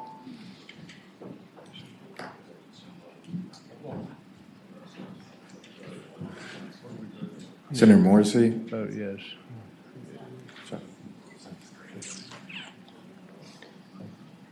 Ayes 8, no 6. Thank you. 8 to 6. Thank you, Senator Kilgore. Okay, we now have, I was told, Delegate Williams, do you have another bill? Yes, sir. Okay, which bill is that? I believe it's 2165 or 2168. 2168. This is 68. 2168? Yes. The bill in front of you passed out of the House and is before you today, and what it would do is include the name of any judge who's breached canons and also provide their, or if disciplinary action was taken against them, then it would be included in the annual report that we receive when it comes to judicial decisions. Okay, any questions of the patron? Yeah, so 2168 involving the Jerk Commission, breach right. of canons of judicial conduct, disciplinary action. Any questions? Been moved and seconded to report the bill. Mr. Chairman, can you hold on a second, Mr. Chairman? Can we take some public testimony? Is it- Jerk here. Who's in favor of the bill? Is there anybody here to speak in favor of the bill? Anybody want to speak against the bill? Okay. Morning, Mr. Chair, committee members. The Attorney General supports the bill. I can't speak on behalf of Jerk. I would note that this, going off of the 2021 numbers, there were 5 cases in which Jerk found that a judge had breached the canons, but Jerk still dismissed 4 of those cases. So this would apply to 5 total cases if we use 2021 numbers. The 2022 report just came out. It has a little bit less finding that the canons were breached. So it's a bill that would apply to a very small number of cases. So every year the judge would have to, the Jerk Commission would have to give a report, including the name of a judge who breached the canons of ethics. Mr. Chairman. And the specific canon that he breached, et cetera. Yeah, Senator Servo. Is there some reason the Attorney General's office has taken a fascination with this year? Well, Mr. Chair, Senator Servo, there was an instance in which the Judicial Inquiry Commission suspended a particular judge because under 17-1-911A, the commission found that that judge posed both a substantial and immediate threat to the public interest in the administration of justice if that judge were to continue to be on the bench. That is the type of disciplinary action that the Attorney General believes the public should be privy to. Thank you. Mr. Chairman? Yeah, Senator Servo. Mr. Chairman, I appreciate there's one case the Attorney General is really interested in getting on public, but I would note that this report, the way it's written, it goes all the way back to 2016, which where the Jerk was deciding cases when nobody thought or realized any of this stuff would be published in public. In terms, if we're going to pass this, I think it ought to be prospective only, and I would move that we strike lines 24 through 29 of the bill and replace it with an enactment clause that says, for any, this shall only apply to any decisions made after July 1 of 2023. Second. All in favor of the motion, say aye. Aye. Opposed, no. Let me ask you a question. Mr. Chair. Yeah, go ahead. I Yeah. considered the amendment friendly, and also that's in the current law, but I consider it friendly. Well, currently, I thought the Jerk could give the name of somebody they wanted to, but they have discretion as to whether the name would be revealed or not. Or is that right? That's what I understand. It's more of the number of issues that are before the judge or any of the attorneys. It's sort of the number, not the substance of the nature of what actually happened. So right now, they give the number of judges without giving the names. That's right. Is a problem with that?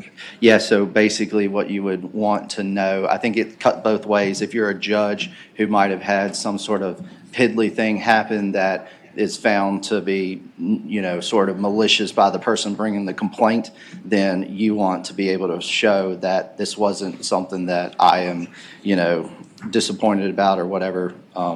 I think most of you know that I'm still working on my expungement. So sometimes people are accused of things they didn't do, and then they want to be able to remove it. Now, on the other side, we're the GA, so we're the ones who appoint the judges. We would want to know the circumstances under the judicial breach. We as a committee, in the House committee also, can get this information. Right. This would be confidentially. Yeah, so this would be supplemental and just be included with the annual report that they're currently doing, rather than having to go back and ask for specific work to be done. But there is that option. I don't believe it's as nefarious as it might seem. I think Senator Servel's amendment might fix whatever concern this committee might have about retaliation or even disclosure issues. Is there anybody speaking in favor of the bill? Anybody like to speak against the bill? Mr. Chairman? Yeah, Senator Sorrell. Just one thing I just want to note really quick is that, and I appreciate what the delegate said and the fact that he accepted this as friendly. I just want to note that when you're talking about disciplining attorneys, not every violation that's found is made public. They have a private admonition process, and that, I think, also helps to boards find violations because they know it's not going to be public, but they can also create this sort of background record that somebody's making maybe had some minor problems before something more major happened. And so, but by making every one of these public, it also creates a little bit of pressure not to find a violation because it is going to be public and out there for the world to see. I just think that's something the committee ought to be aware of. But I think the bill is greatly improved by the amendment we made. Have you asked the Jerk Commission their position? I believe so. I haven't had anybody, Why we're don't we do deep this? into session. I haven't had anybody. Why don't we pass the bill by to next week until you talk to the Jerk Commission so we get their position?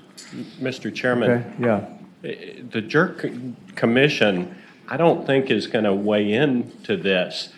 Certainly not the staff of the Jerk Commission. The commission works through its members, and I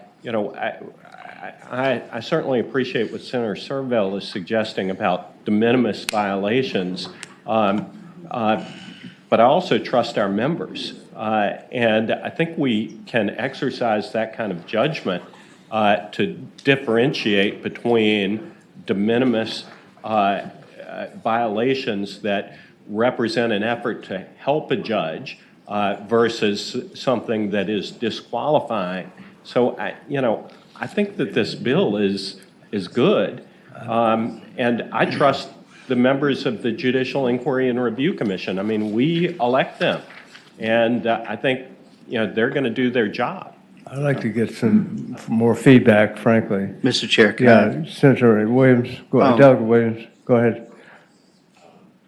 I tell you what, without further objection, we have other bills. Let's put this by to next week, and meanwhile, let's get the rest of the bills taken care of. All right, I look forward to seeing it on the agenda. Okay, fine. Thank you. It'll be on the agenda.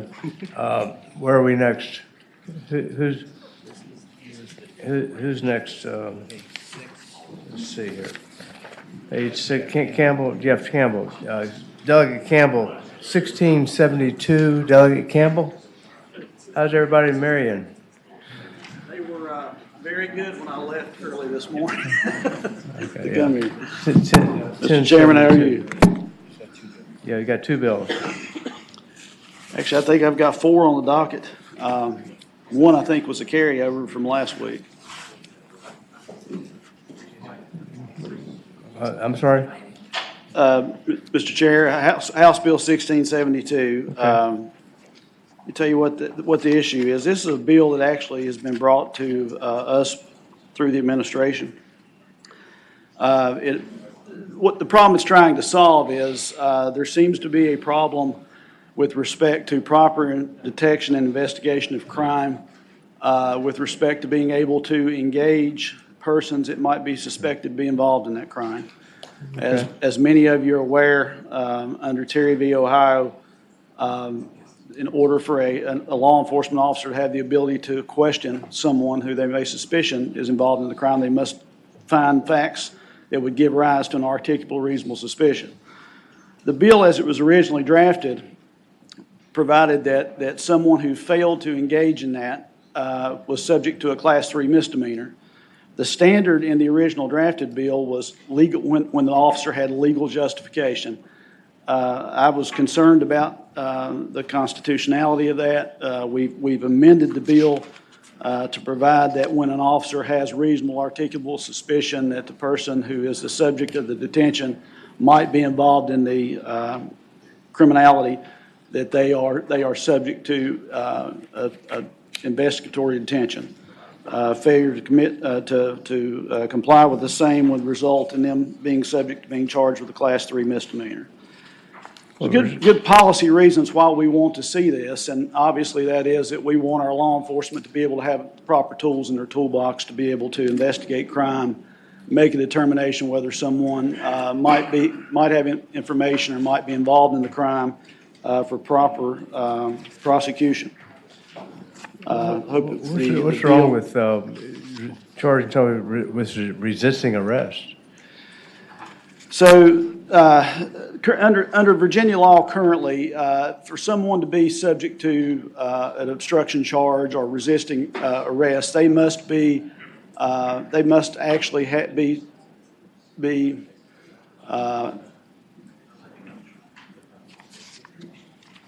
they have to engage in ultimately an act of physical resistance.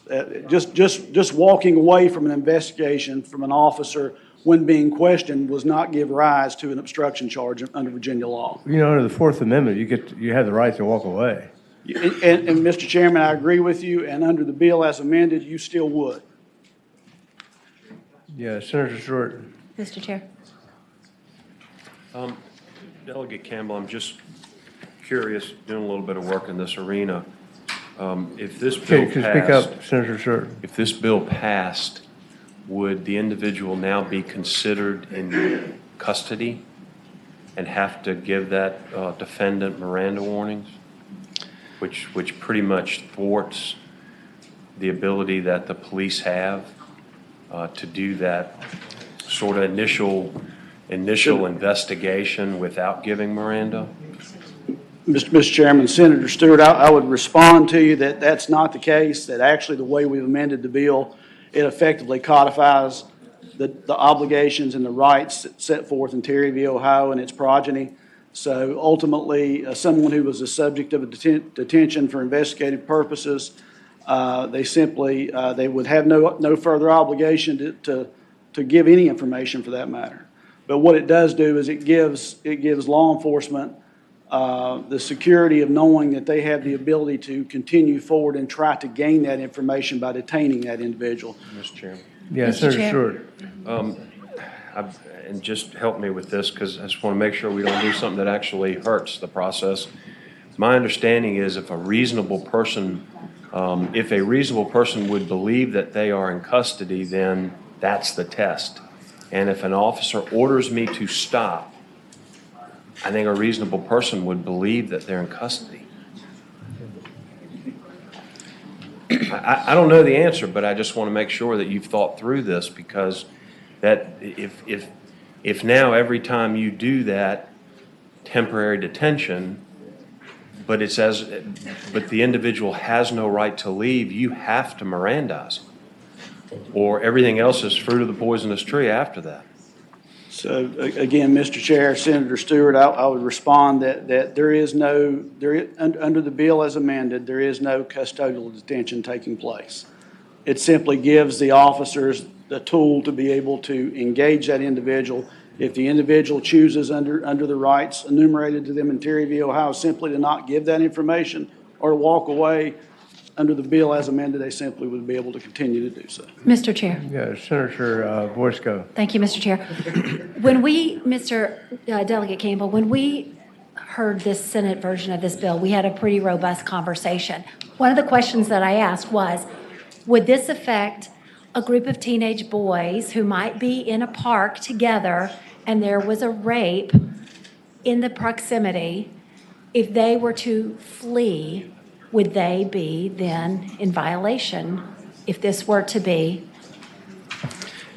enacted? Mr. Chairman, Senator Boysko, I would respond to you by saying that if the officer believed that those individuals, those class of individuals might have information or be involved in that criminality or alleged criminality, and that he had reasonable articulable suspicion to believe so, that in fact upon his audible command to stop and submit to the questioning, if they flee, yes, that could, I think, under the bill, result in the potential of them being charged with a Class 3 misdemeanor, which is, again, not a jailable offense, only a finable offense.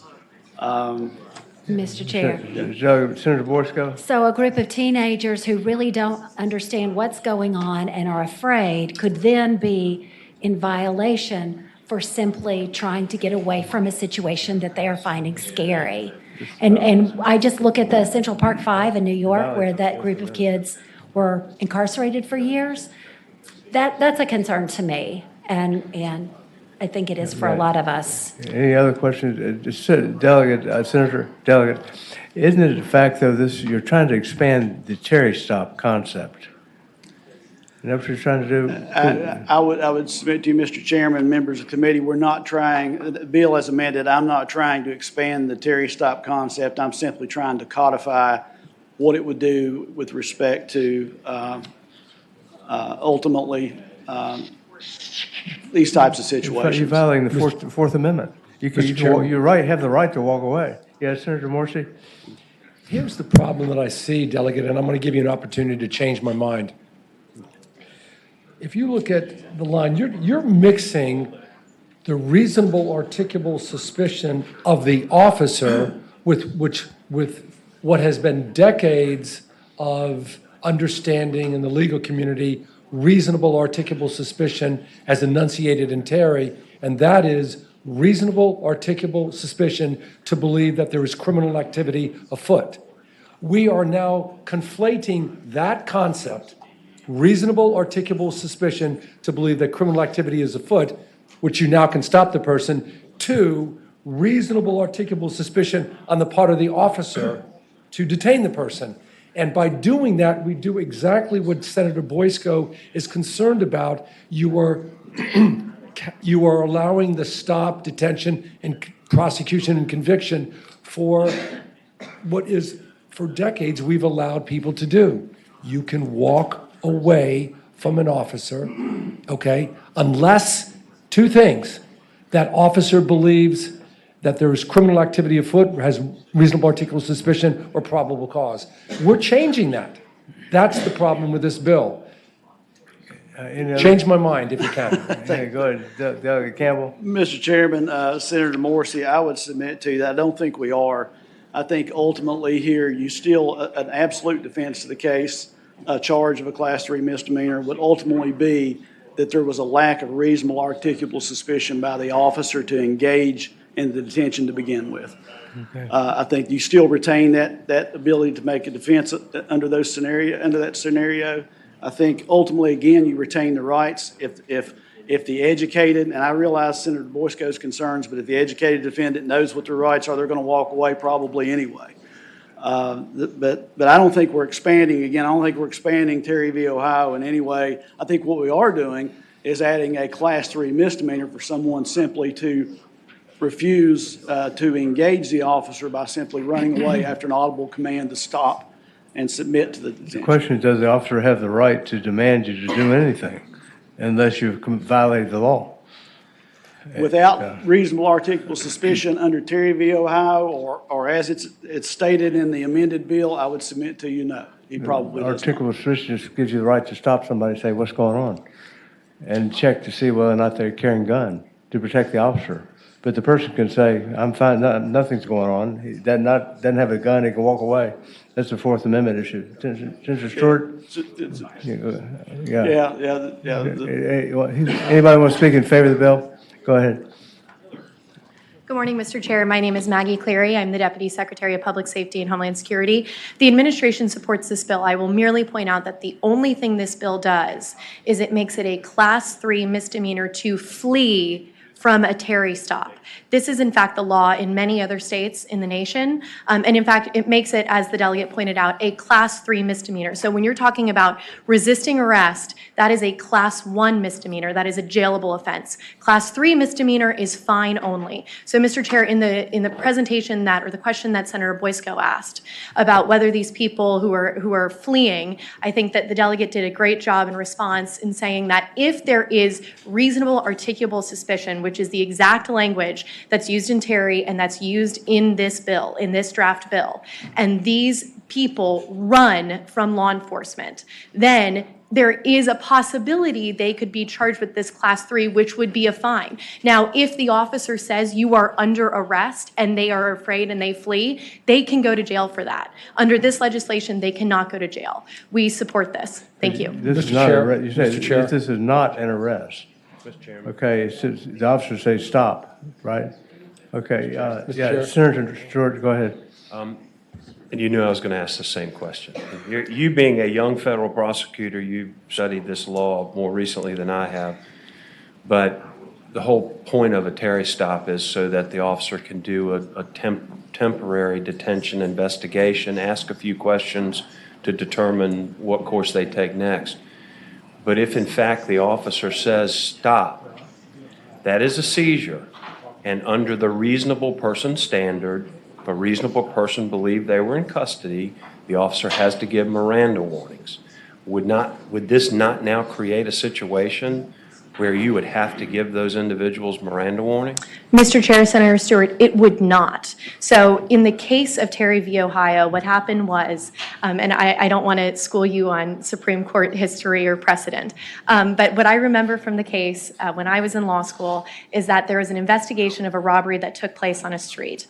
In that case, there were people who matched the description of who the suspected robbers were, who were walking back and forth and, you know, so to speak, casing the joint.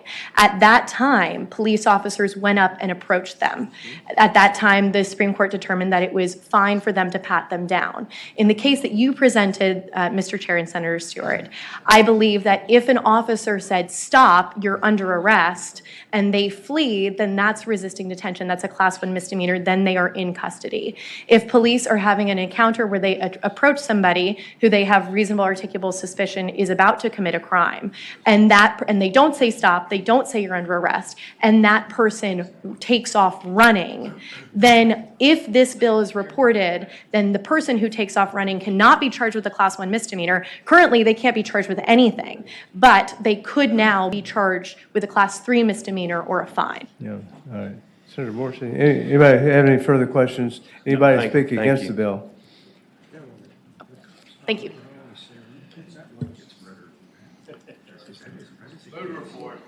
Is there a second?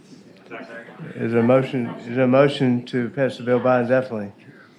It's been moved and seconded to pass the bill by indefinitely. All in favor of the motion to pass the bill by indefinitely, vote aye. All opposed, no.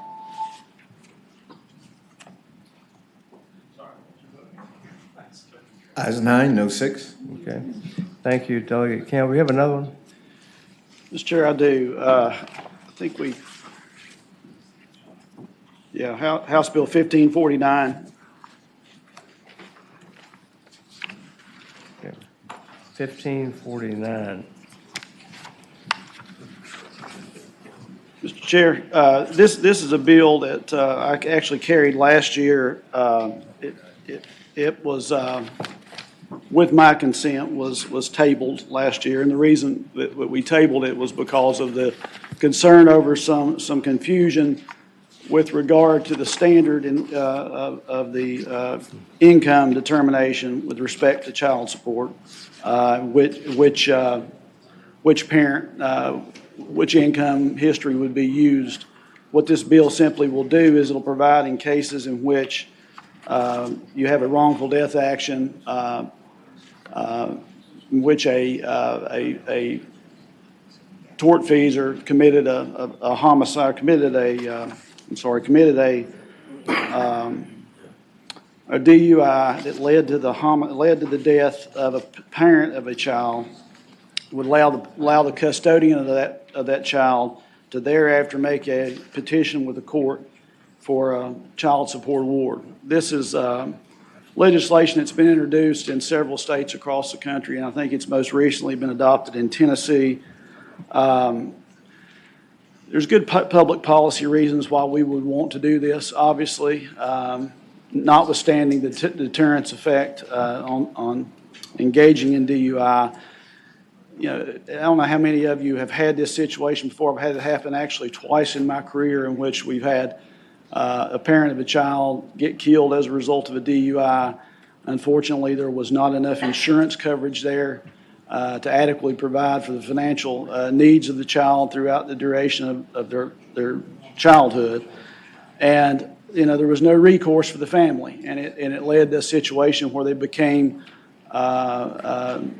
desolate. They ended up having to apply to the state for financial benefits, for welfare benefits, and it becomes a burden on the taxpayer to pay for the care of that child. It's, you know,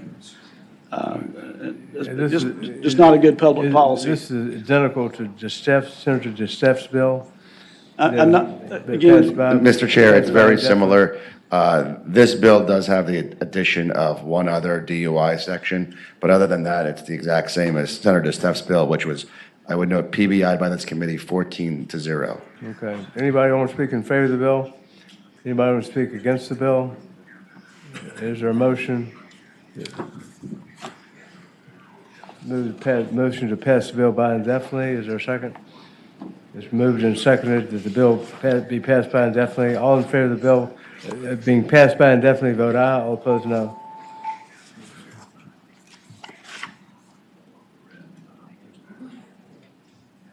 Ayes 10, noes 5. Okay. Thanks, Senator Delegate Campbell. Thank you, Mr. Chair. Thanks so much. Anything else? We have actually have two bills, House Bill 1756. Okay. 1756. Well, 1755, if you want to take that up first. Which one? Okay. 1755. 1756, I guess. Mr. Chair, if you will recall, this actually was heard by this committee, I think, last week and carried over. Okay.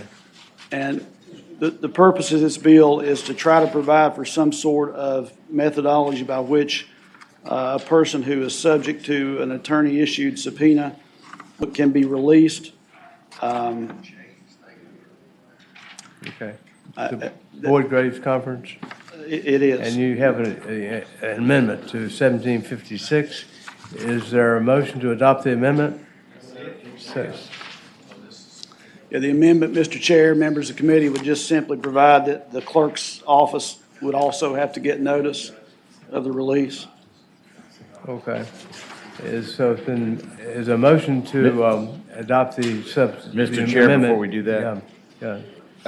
Delegate, this was the issue we had last week about if someone releases a witness and.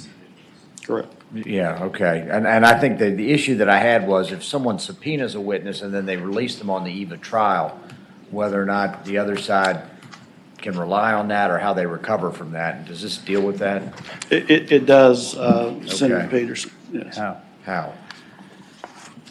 So, you know, and I think most everyone here that does trial work, you know, once they issued an attorney-issued subpoena for witness, if they released that witness, they would, you know, to the extent that time would allow, they would give notice to the other side of that release. I think ultimately under the bill as proposed, you know, all that would be required again is that ultimately that notice be served in writing in accordance with Rule 112 of the Rules of the Supreme Court of Virginia, and that would include, you know, notice upon opposing counsel. Okay. See, my issue is that let's say there's an auto accident and there's 6 witnesses, and you got the defense side, you subpoena all 6, and I got the plaintiff. And on the eve of trial, you release all those subpoenas, and I don't have time to subpoena them, or even if I did, it's just too late. And I show up and there are no witnesses, and the judge says, you better not sue Peterson because you got no witnesses. That's my fear. I understand, Senator Peterson, as we discussed last week, I think it's precarious for a council to rely upon the other council to issue subpoenas for witnesses. So Mr. Chair. regularly in my practice, the witnesses I need there, regardless of whether the other side has issued that subpoena or not, I Mr. Chairman. Senator Overchain? My understanding is that this largely, though, codifies existing practice, but gives notice to opposing counsel, which is something more than you have now. I would just, Mr. Chair, if I might, I would disagree in that if you subpoena a witness, and that's a critical witness for the trial, and then you turn around and say, oh, you don't have to show up, that judge is going to be furious at you. He's like, only I get to release. Oh, well, Richard's shaking his head. Believe me, if that's a material witness for the trial, and you release him, So, all right. yeah, Okay. I would You gotta live on respond, an island. Mr. Chairman, Yeah, Senator Kelly Peterson. Campbell? Yeah, I would just respond to Senator Peterson by saying, the burden of the production of the evidence rests with the plaintiff or the defense, as the case may be, not with the court. So ultimately, it may well be that it puts the court in a difficult position with respect to motions for continuance and inevitably be filed. But again, it goes to due diligence by practicing counsel. If you have the burden of production of evidence, you need to make sure your witnesses have been Okay, subpoenaed. Senator Peterson, okay. Anybody else want to speak for the bill? Somebody wants to speak, yeah, come on in. Your name? Morning, Mr. Chairman. Eric Link on behalf of the Virginia Bar Association, who supports this bill, and just reference again, this is a recommendation to the Boyd Grace Conference. Anybody want to speak against the bill? Okay, we got a Commonwealth attorney here. Your Honor, Mr. Chairman, I wish there was something in between. I'm not speaking, Nathan Green, Commonwealth Attorney, City of Williamsburg, James City County, here speaking on behalf of the Virginia Association of Commonwealth Attorneys. We are not opposed to the bill. We're not opposed to the spirit of the bill. What we are concerned about is a provision that's not even in the bill, and that's 19.267, which we do not believe that this bill is meant to entangle us. We do not mean that it's meant for prosecutors or defense attorneys who issue subpoenas pursuant to 19.267. But 19.267 also mentions 8.01407. We, on a daily basis, issue a number of subpoenas, not necessarily by an attorney, but by our staff. We don't want this, and we then release those officers or witnesses when we've talked with counsel and we know that there's going to be a continuance or we know there's going to be a guilty plea. We are releasing individuals daily that we do not want this to now require us to send a letter to the clerk to let them know that we're releasing witnesses. I do not believe that that was ever the intent of the bill, but looking at this other code section, we just have some concerns. Mr. Chairman. Yeah, does this deal only with civil matters or both? Both. 407 deals only with civil matters. 267 says, oh, by the way, 407 counts for both civil and criminal. Okay, Senator Sherrill. Thank you, Mr. Chairman. So I have a question, Mr. Green. I'm trying to figure out, Mr. Green might remember the last session, I carried legislation that required the Commonwealth to copy defense counsel on any subpoenas that were issued. Because right now, in my experience, they're frequently not. So I'll have no idea who's actually subpoenaed for court unless I go to the courthouse and pull out the file and go look at it, which is a huge pain in the butt. And I believe VACA last year had no position on that. And for some reason, the governor vetoed it. His explanation was that it would bollocks up all kinds of prosecutions, give defense counsel all kinds of reasons to raise a stink, and I don't remember what his explanation was. It didn't make a lot of sense to me, but. Mr. Chairman, Mr. Chairman, to answer the question, that was a bill that changed whose butt was getting the pain. It moved it to being a pain in the butt for the defense attorneys to go to the courthouse or the Commonwealth attorneys to make the copies and send them to defense attorneys. We were trying to be the bigger people and saying we'll take on that responsibility. The governor stood up for us and said that's too much. Okay, Steve Benjamin has a language that may fix Mr. something. Chairman, I think Mr. Green is absolutely correct, and so the solution would be on line 75, after the word provided, insert that in civil cases only, notwithstanding the provisions of 19.2-267. That would assuage all of my concerns. Okay, is there a motion to adopt the amendment? Oh, yeah, absolutely. Okay, is there a motion and moved and seconded to the amendment be adopted? All in favor say aye. Aye, all opposed no. Motion carries. Okay, is everybody more or less happy with the bill? No. Who doesn't like the bill? Anybody want to speak against the bill? Nobody? Mr. Chair. Yeah, Senator Peterson. I think I'm going to lose on this vote, and I'm going to vote against the bill. It's actually, I like the idea, and I commend the delegate. I think, no, I don't have the votes up here, so don't worry about me.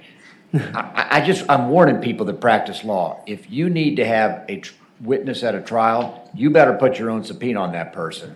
Because if someone else, oh, don't worry, I got him under subpoena, you're going to be caught in a bind on this case. So for the 50 people out there that are listening online, please mark my words. I think the liability insurance carriers are happy with this. Is there a motion that the bill as amended be passed? It doesn't have to go anywhere. Okay, the motion that we pass the bill as amended? Okay, it's been moved and seconded to report the bill as amended. All in favor of the motion, vote aye. All opposed, no. Ayes 13, noes 2. Okay, 13-2. Okay, Delegate Campbell, thank you. Now, the next bill is your partition property bill.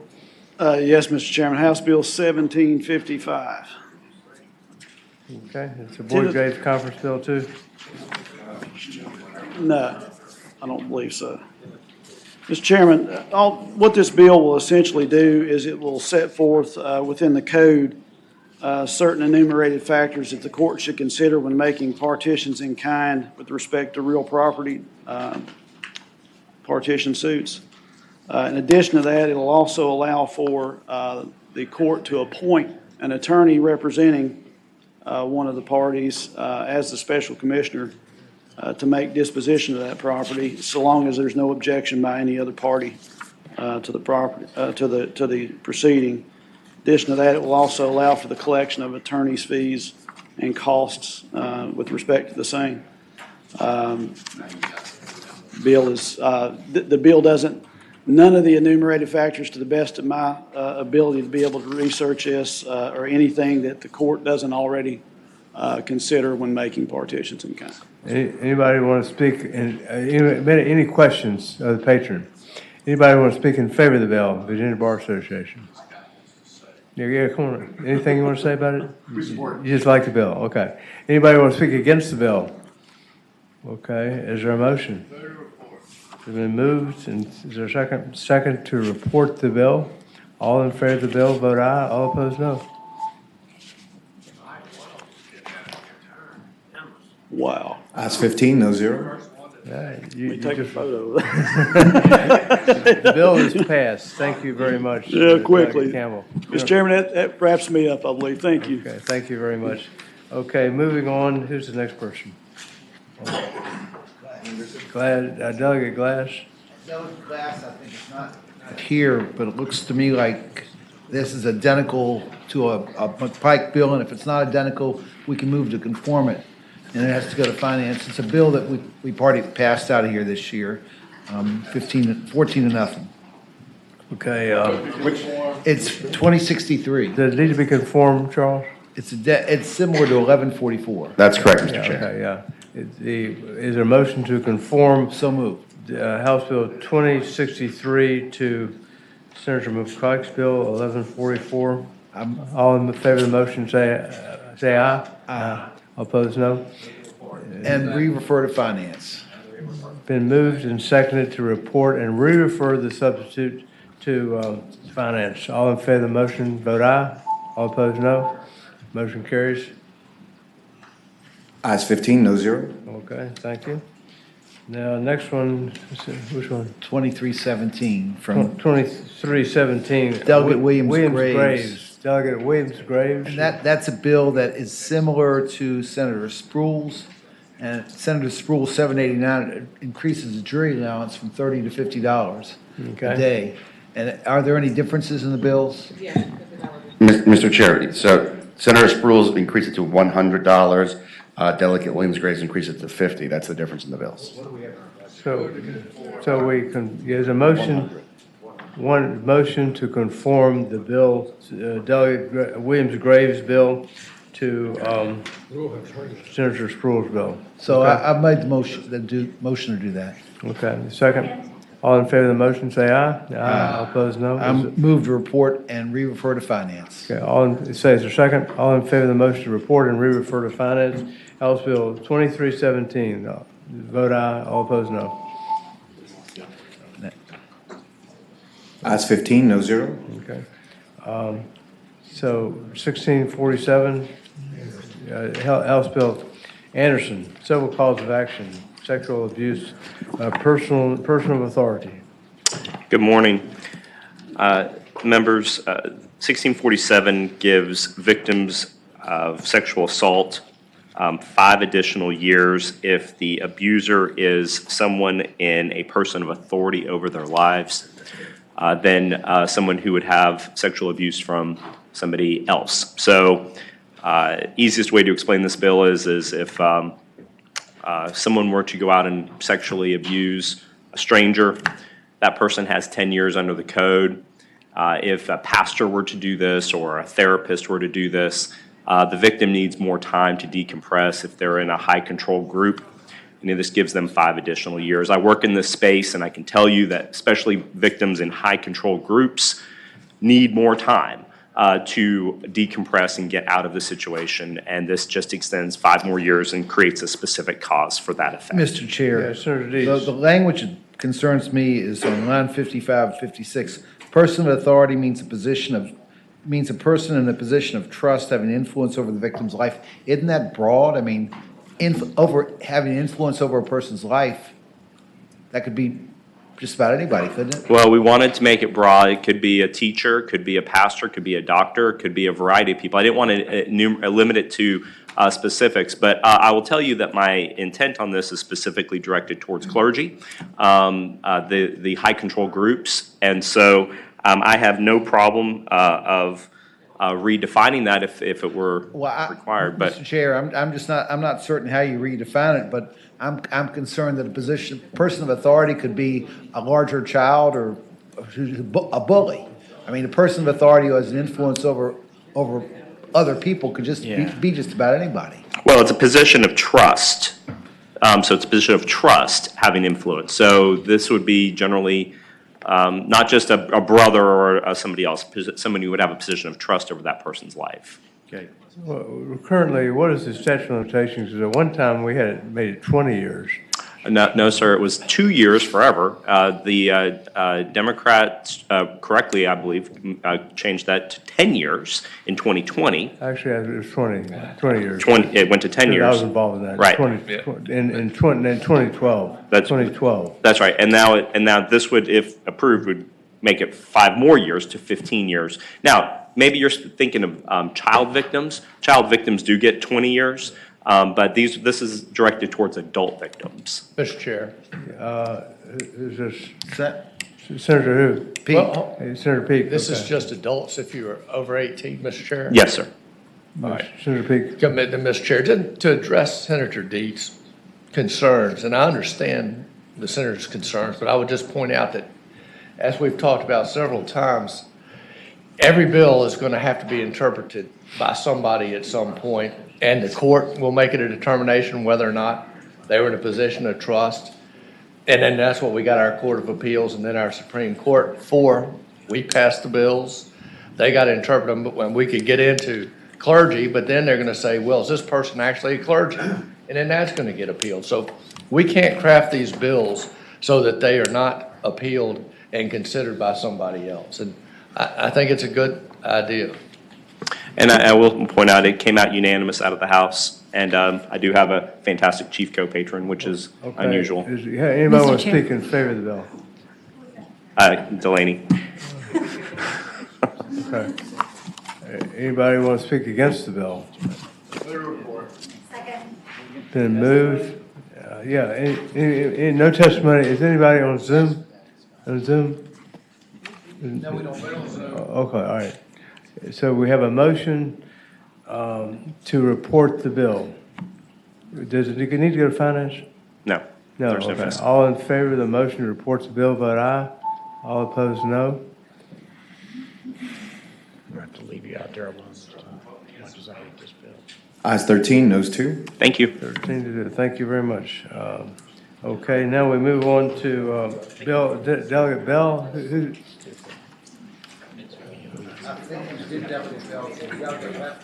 Okay, Lethbridge. Okay, Delegate Lethbridge. 1958, campgrounds. Thank you, Mr. Chairman, members of the committee. This bill sets up a definition for professional camper and also inherent risk. Typically, I'm not, I do trial work, typically don't favor immunity. But the purpose of this bill is to try to strike a balance between being outdoors and having people assume the risks of enjoying nature and wildlife without putting undue risk or liability on the folks who provide that to the public. The best example I would give to you is, my trip to the Grand Canyon. All right, so, when you go to the very public areas, you have guardrails and lots of safety features, but when you start venturing out further into the canyon, there's miles and miles of areas where people would just fall off the side of the canyon with no guardrails or anything like that. And so the purpose of this bill is to simply say, in Virginia, if you want to get out in nature and enjoy nature, we're not going to sanitize it to the point where it's not nature anymore. And so that's pretty much the bill. We can talk about specific language if there are any issues with that. The trial lawyers is neutral in the bill. Yeah.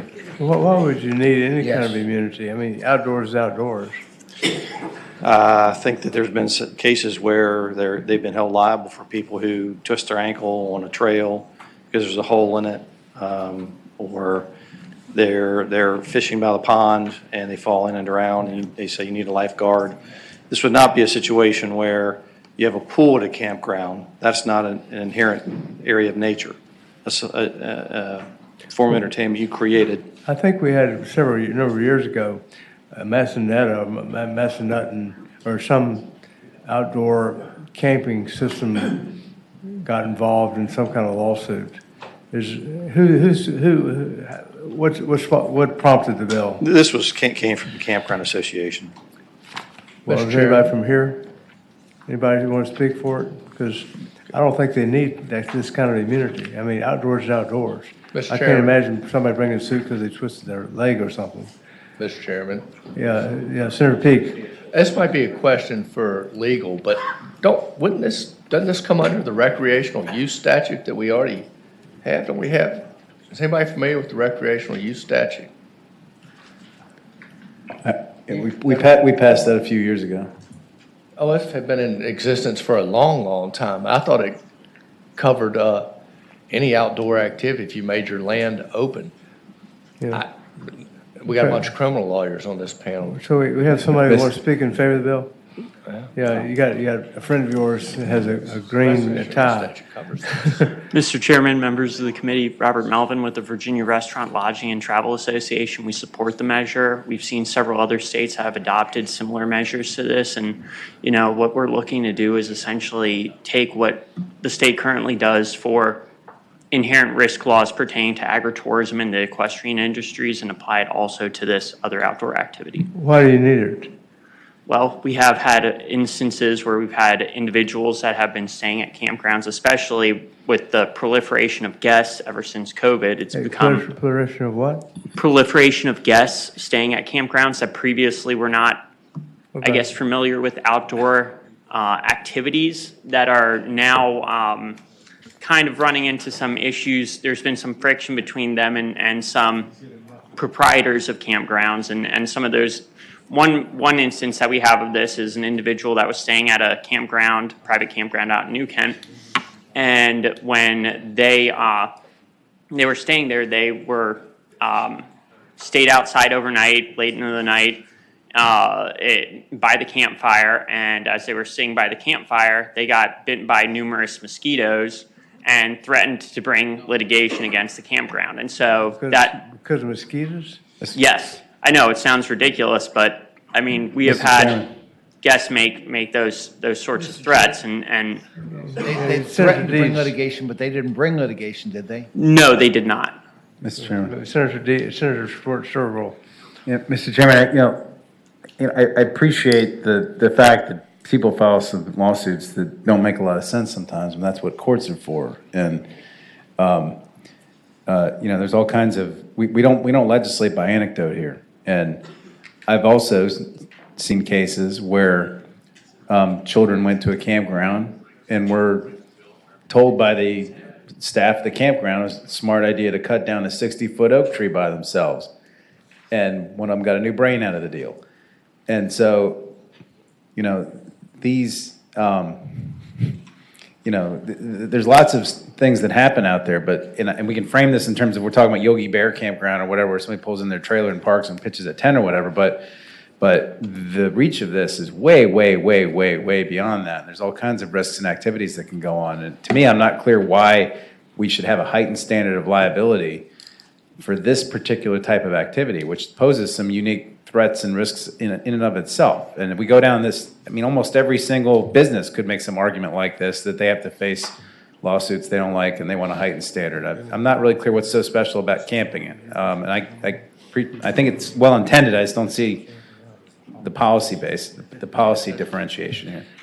Okay. Any other questions or anybody want to speak against the bill? Mr. Chair. Yeah, Senator Peterson. I hesitate to do this because I was the legislator of the year for that group 2 years ago, and I'm probably going to forfeit the title this year, but this legislation is not necessary. It doesn't look like there is any litigation that we're talking about, actual litigation, and the problem is, Scott's right, that when we start carving out industries and saying, well, you deserve enhanced protection, what about the ice cream store? What about the ordinary hotel? What about the ordinary retail store? There's nothing to me that's inherently unique about the camping experience that they need to have some type of special protection. So I would, with all love and affection, move to PBI. Is there any discussion? All in favor of the motion to pass the bill by indefinitely, vote aye. All opposed, no. Come on, Open Shane. No. You want to vote yes? Okay, thank you. It's passed by indefinitely by a vote of 9 to 5. Ayes 9, noes 5. Okay, move on. Delegate hearing. You got a couple of bills. 1992. Thank you, Mr. Chair, members of the committee. This bill comes as a result of basically a few attorneys had noticed an issue that was happening. This is basically the service of notice of appeal. It's common stance that we provide notice of the opposing party when an appeal is taken from JDR to circuit court. But what's happening is that term day notice are coming to the attorneys, but there's no case name because often a child is involved. And so there's no way to know that the case is affecting your client. So what this bill does is just make it clear that service must be provided by, upon the opposing party Mr. or Chair. counsel if so represented. Is delegate hearing, is this bill, was your intent to cover only pro se cases? No, this is for counsel too. So the lawyer would? Yes. Lawyer doesn't know? Right. Right now, the opposing attorney doesn't know it's being appealed? Well, there's no way for them to match because they get on the term day notice, they get a case number, but the name may not appear. Okay. Anybody wants, Senator Stewart? Delegate Herring, don't typically you, because you're a good lawyer, you check, right? Yes. You check to see if it's been appealed on the other side, so you know if it's a final unappealable judgment. Right. That's kind of what we all do. Mr. Chairman? That's fair, but what I have been told is that the term day notice is a little bit more difficult to check. Mr. Chairman? Yes. Yeah, Senator Short. What impact does this have on the pro se litigant who fails to do that? Is the appeal then, does the Superior Court lack jurisdiction? No, I would submit that I think there is a recent case which it was not detrimental to the case, basically, and that it was a harmless error I'm not trying to get rid of cases, but I think it's only fair that the other side have notice. And if there's a pro se litigant filing at the clerk's office usually provides information and informs the pro se litigant that they need to serve notice. Anybody want to speak anybody oppose the bill? Anybody want to speak in favor of the bill? Okay. Is there a motion? Moved and seconded that the bill be reported. Any discussion? All in favor of the motion, vote aye. All opposed, no.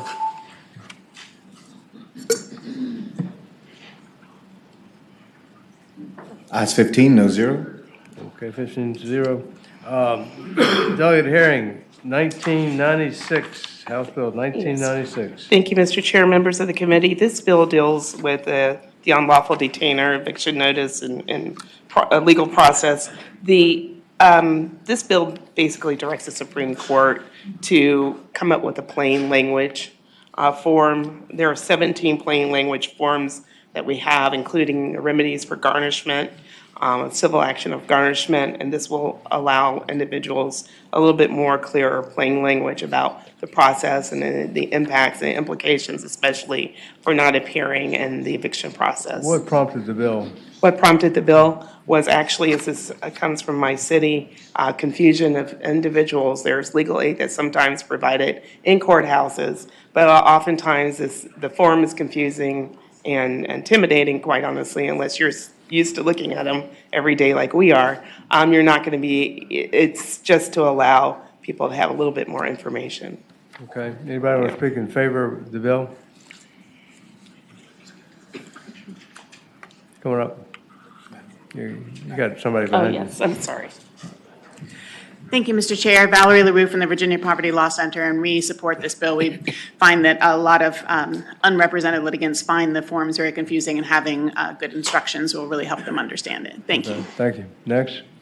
Good morning, Mr. Chairman. Sarah Taylor from the City of Alexandria. This came from out of our locality. We appreciate the delegate for working with us. We appreciate the Office of the Executive Secretary for working with us on finding the path forward to this plain language supplement to the form to help people better navigate this situation in their own lives. So thank you. Appreciate your support. Anybody speak against the bill? Is there any discussion? Is there a motion? It's been moved. Is there a second? Second. Moved and second to report the bill. To House Bill 1996. It doesn't need to go to finance, right? Okay. All in favor of the bill, House Bill 1996, vote aye. All opposed, no. Ayes 15, no zero. Congratulations. Thank you, Mr. Chair, members. Delegate hearing. Okay, I'm just moving on down the list here. Adams. Oh, I'm sorry. Okay, Delaney. Yeah, House Bill 2129, Delegate Delaney, child victims and witnesses using two-way closed-circuit television. Bill? Not this one? 2150. Okay, House Bill 2150, trace evidence. All right, thank you, Mr. Chairman. Thank you, committee. This bill was brought to my attention by forensic nurses that I've had the opportunity to work with, along with Senator Boysko. We're on the task force where we've had the opportunity to address some of the forensic nursing issues in Virginia. One thing that was brought to our attention, kind of as a sidebar conversation from the work of our task force, is the lack of consistency in the way that evidence collection for strangulation cases is collected across the Commonwealth. And that is to say, there really is no standard. What we're hearing from nurses, the very few forensic nurses that we do have in our Commonwealth, is that they're making their own kits. Sometimes they're mining materials from the perks. Sometimes they're just, purchasing materials and putting them in an envelope. They are quite simple. The purpose of the kit would be to have the opportunity to collect DNA off of a victim of strangulation. They typically will do a swab of the mouth to obtain the victim's DNA. They'll obtain swabs of the neck to obtain the assailant's DNA, and they may do scrapings under the nails. The kits may also include things like measuring tape and skin markers, but they're very simple. However, they're not standardized and they're not uniform. So what we're seeking to do with this bill is to have the Department of Forensic Science create and distribute to our hospitals that have forensic units a standardized strangulation evidence collection kit, and then it would follow similar protocols to the PERC. Also in this bill ensures that no victim is charged for the cost of the collection of evidence for these particular cases. Okay. Any questions? Yeah, Senator Morsi. What is this strangulation kit exactly? And if you can focus in on the DNA testing that is done, I'm not following this. So, Mr. Chairman, I would answer the senator that what the way it's been described to me by the forensic nurses is when a victim of strangulation comes in, they will do a swab of the victim's mouth so that they can obtain the victim's DNA. They'll take a swab of the neck to collect DNA from the assailant, and they'll do scrapings under the nails because sometimes the victim may scratch and react in a way that would allow DNA to be collected under the nails. And so that's how the nurses are currently conducting this. Senator Morsi. DNA now is advanced to the point that you can have DNA left on somebody's skin merely by touching them. You don't have to have an actual strangulation. Strangulation is often proved two ways. The victim says the individual choked me or strangled me, or you have pictures that were taken or something of that ilk, okay?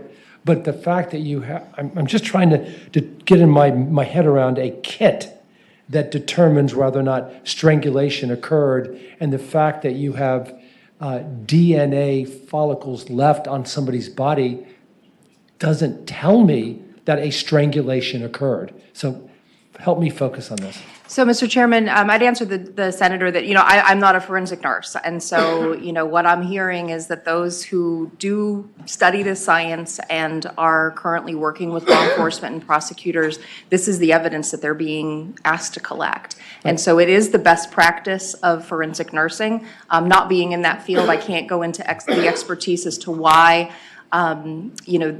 they're how or why they're able to collect this uniquely to strangulation cases and exactly what they're looking for.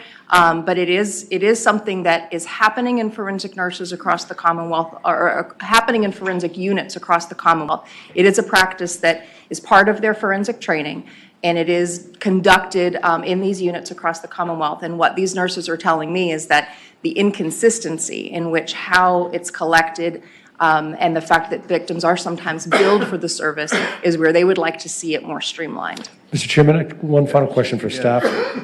Senator Senator Morsi. I would ask staff, we are now, of course, at the point where we can do a DNA swab of a handgun to see if an individual who was charged with possession of a weapon actually touched the gun. It's that detailed now. Can somebody from staff explain to me what we are trying to glean from a DNA swab of a neck that reveals that there was a touching of the neck as opposed to some proof that there was strangulation? Mr. Chairman, the answer to Senator Morrissey is that all the collection of the swab will reveal is whether there is DNA on the neck. The significance of presence or absence would be determined on a case-by-case basis in court. I understand this bill simply to be one that permits the collection of evidence that may or may not be relevant in a later case. And Mr. Chair, I'd be happy to expand with what I do know about the forensic units. Is the kit is the evidence that would be submitted in court, potentially along with photos and other clinical findings, that the pressure, bruising, I know oftentimes they'll need to do an ultrasound because strangulation can result in blood clots. So there are other clinical evaluations that are done that wouldn't necessarily be part of this kit, but that would also be part of the standard forensic exam that is currently happening across the Commonwealth. All right, thank you. Any other questions? Mr. Chair. Yeah, who's this? Boysko. Oh, yeah, Senator Boysko. Thank you, Mr. Chair. Delegate Delaney and I have been working over the past year with the forensic nurses around the state to improve the best practices. I want to say thank you for bringing this bill before us today. I think it's an important tool in the toolbox to help us gather more information, and I appreciate you bringing it forward. Anybody else have any questions? Anybody want to speak against the bill? Okay, is there a motion? I'll move to report and re-refer to finance. Okay, then moved and second that the bill be reported and re-referred to finance. All in favor of the motion, vote aye. All opposed, no. Ayes 15, no zero. Thank you. Thank you, Mr. Chair. Thank you, committee. Okay. Now we go to well, there's the Ballards here. Yeah. You've been sitting here. Delegate Ballard, which bill is this? Good morning, Mr. Chairman, members of the committee. This is House Bill 2449.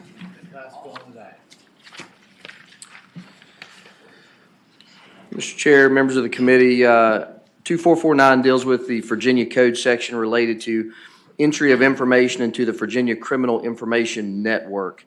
This bill is pretty straightforward. It simply adds the phrase, when such information is related to a criminal investigation or prosecution, and that's added on lines 25 and 26, and then 28 and 29.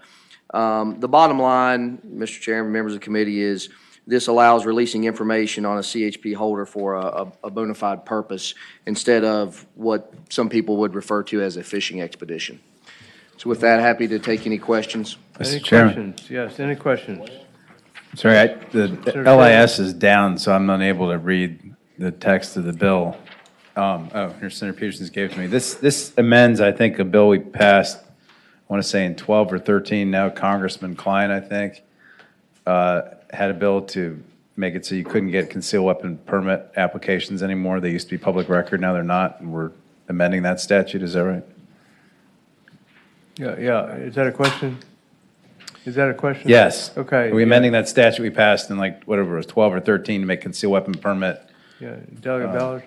So, Mr. Chair, to Senator Serval's question, I don't know exactly when that was passed, but so this focuses on subsection C, and it simply is, it states that the state police shall withhold from public disclosure permittee information submitted to the state police for purposes of entry into that database. And then it says, except that such information shall not be withheld from certain categories, law enforcement agency, law enforcement officer, or authorized agents thereof acting in the performance of official law enforcement duties. And then it stopped there. What I'm adding is when such information is related to a criminal investigation or prosecution.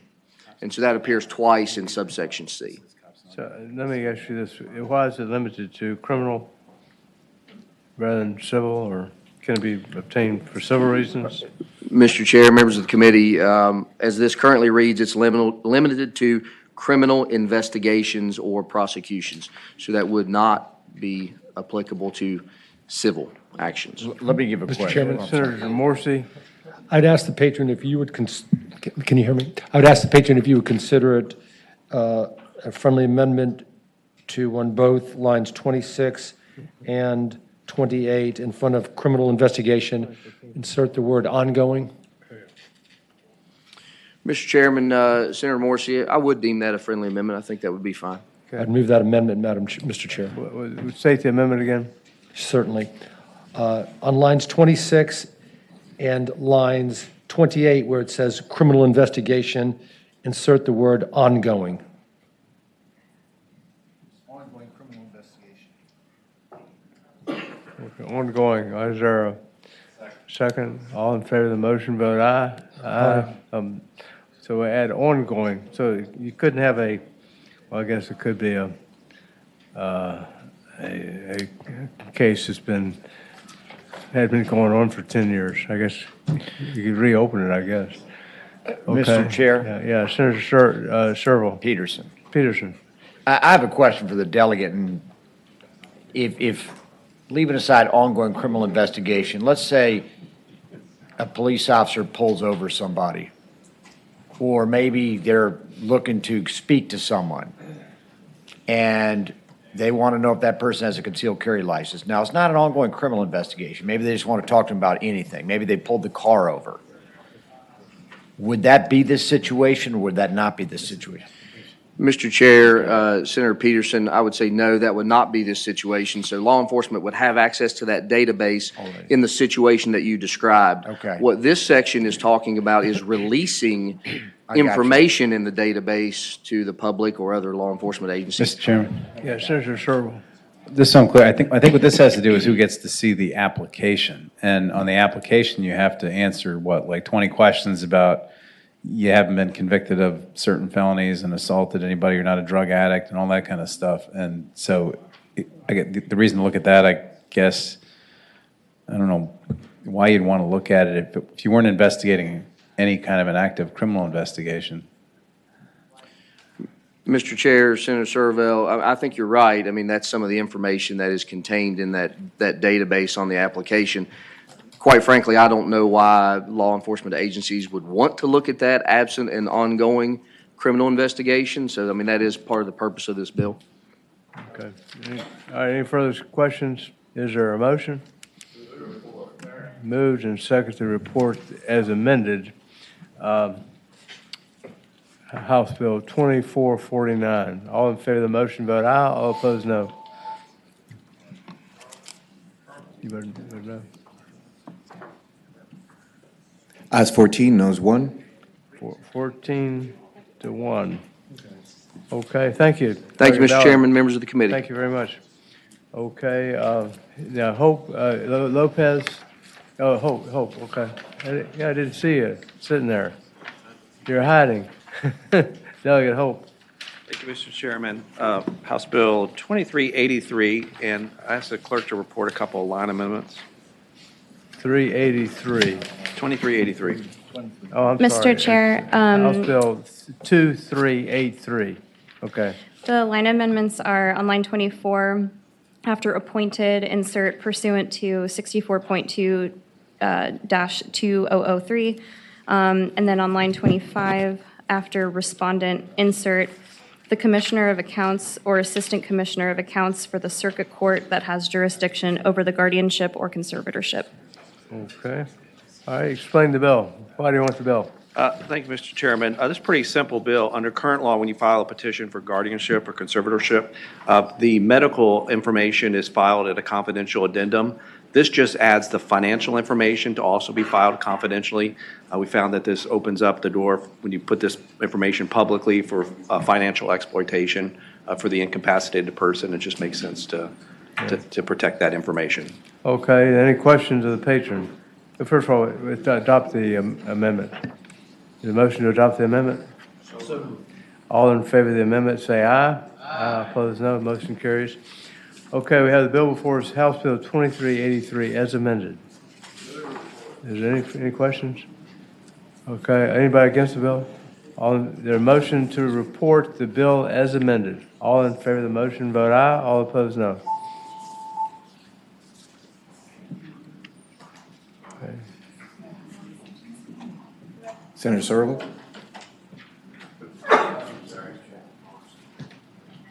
Ayes 15, no 0. Thank you, Mr. Chairman. Okay, thank you. Okay, Delegate Lopez. Delegate Lopez, 2387. Morning, Mr. Chairman, members of the committee. Let me just say at the outset that this bill is not requiring people to do anything. It's not banning anything. It's not taking anything away. This bill simply incentivizes the purchase of a gun safe or a safe gun storage device. Basically, it establishes a $300 refundable state income tax credit for people who purchase one or more gun safe storage devices in an eligible transaction with a federally licensed firearms dealer. The credit can be claimed once a year with proof of purchase as a part of a taxpayer's annual state tax return. You can get the credit for as many items as possible, up to $300 at one time. The credit has to be independent of a purchase of a firearm, or you can't get credit for a firearm purchase that already comes with the safety device. We've also capped the aggregate amount of the credits allowable at $5 million per taxable year. I'm happy to report, Mr. Chairman, that this bill is supported by the NRA, as well as gun safety groups like Giffords, Brady, and Everytown. And similar tax credits like this have been passed in other states, including Connecticut and Michigan. And in Michigan, it was introduced by 2 Republicans as well as 2 Democrats. The bill passed out of the House 98 to 1, and I hope it's the will of the committee to pass it as well. And DJ Spiker from NRA was supposed to be here as well, but his wife and he had a baby this weekend, so excusable. Mr. Chair? Just a question. Senator Boysko. Lopez. Boysko. Thank you. Question for, I'm not sure if this still has a provision for trigger locks as well. Was that something that No, an amendment was passed on the House side that took out what was once lines 19 and 20 that said any device that when installed on a firearm is designed to prevent the firearm from being operated without first deactivating the device. So they took out the one reference to trigger locks. The idea was that it was they're so cheap and so plentiful. Mr. Chair, I would like to go add an ahead. amendment to put that language back in. Okay, is an amendment to put the language back in? Anyway, there's an amendment to put it back in. No second? No second? It dies. I think they think it's too cheap, so you shouldn't get a tax deduction for that. I'd have no problem with it, but I don't want to slow the train down either. Okay, if it passed almost 100-0 in the House, there's got to be a problem with it. Report moved for the finance, you got that motion on the Okay, it's table. been moved and seconded that the amendment without, the bill without amended be reported and re-referred to finance. What's the financial impact? Do you have any idea?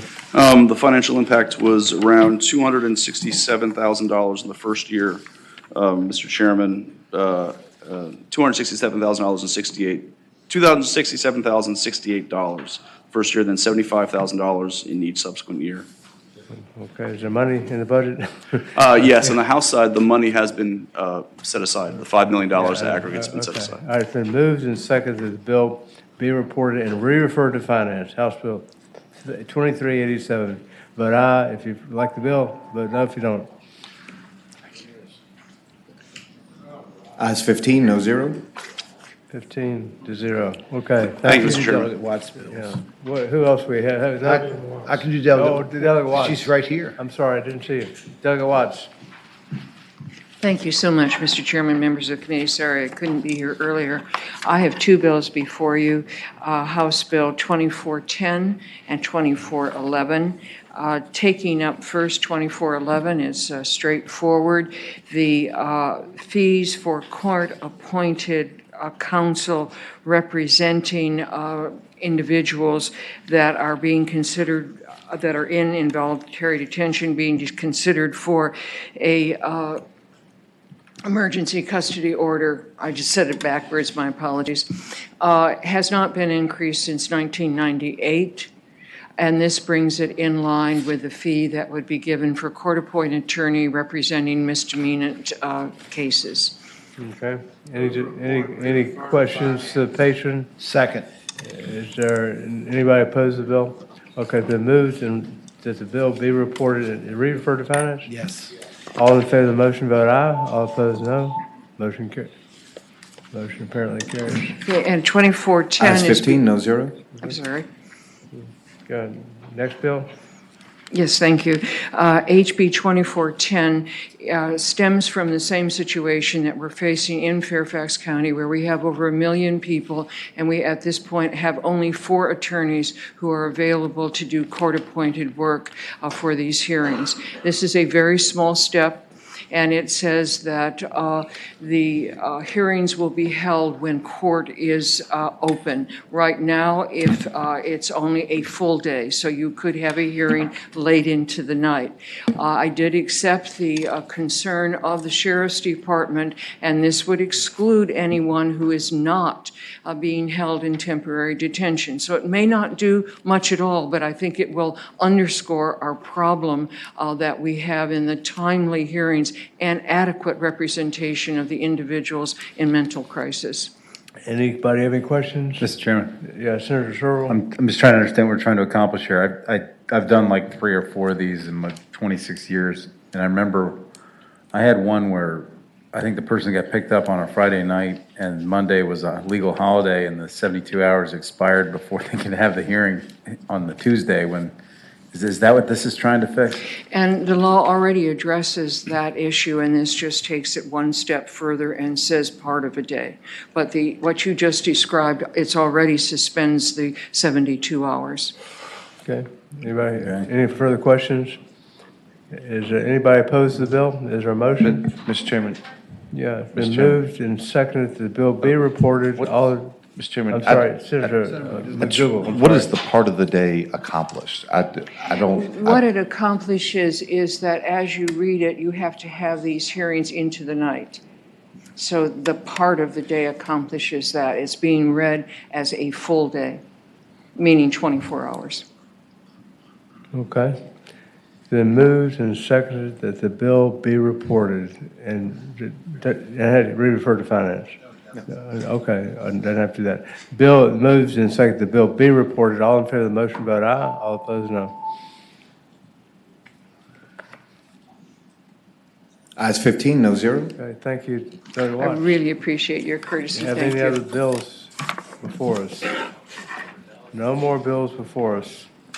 There'll be bills coming over on Wednesday, right? Okay. Without any further business, the Judiciary Committee meeting is adjourned.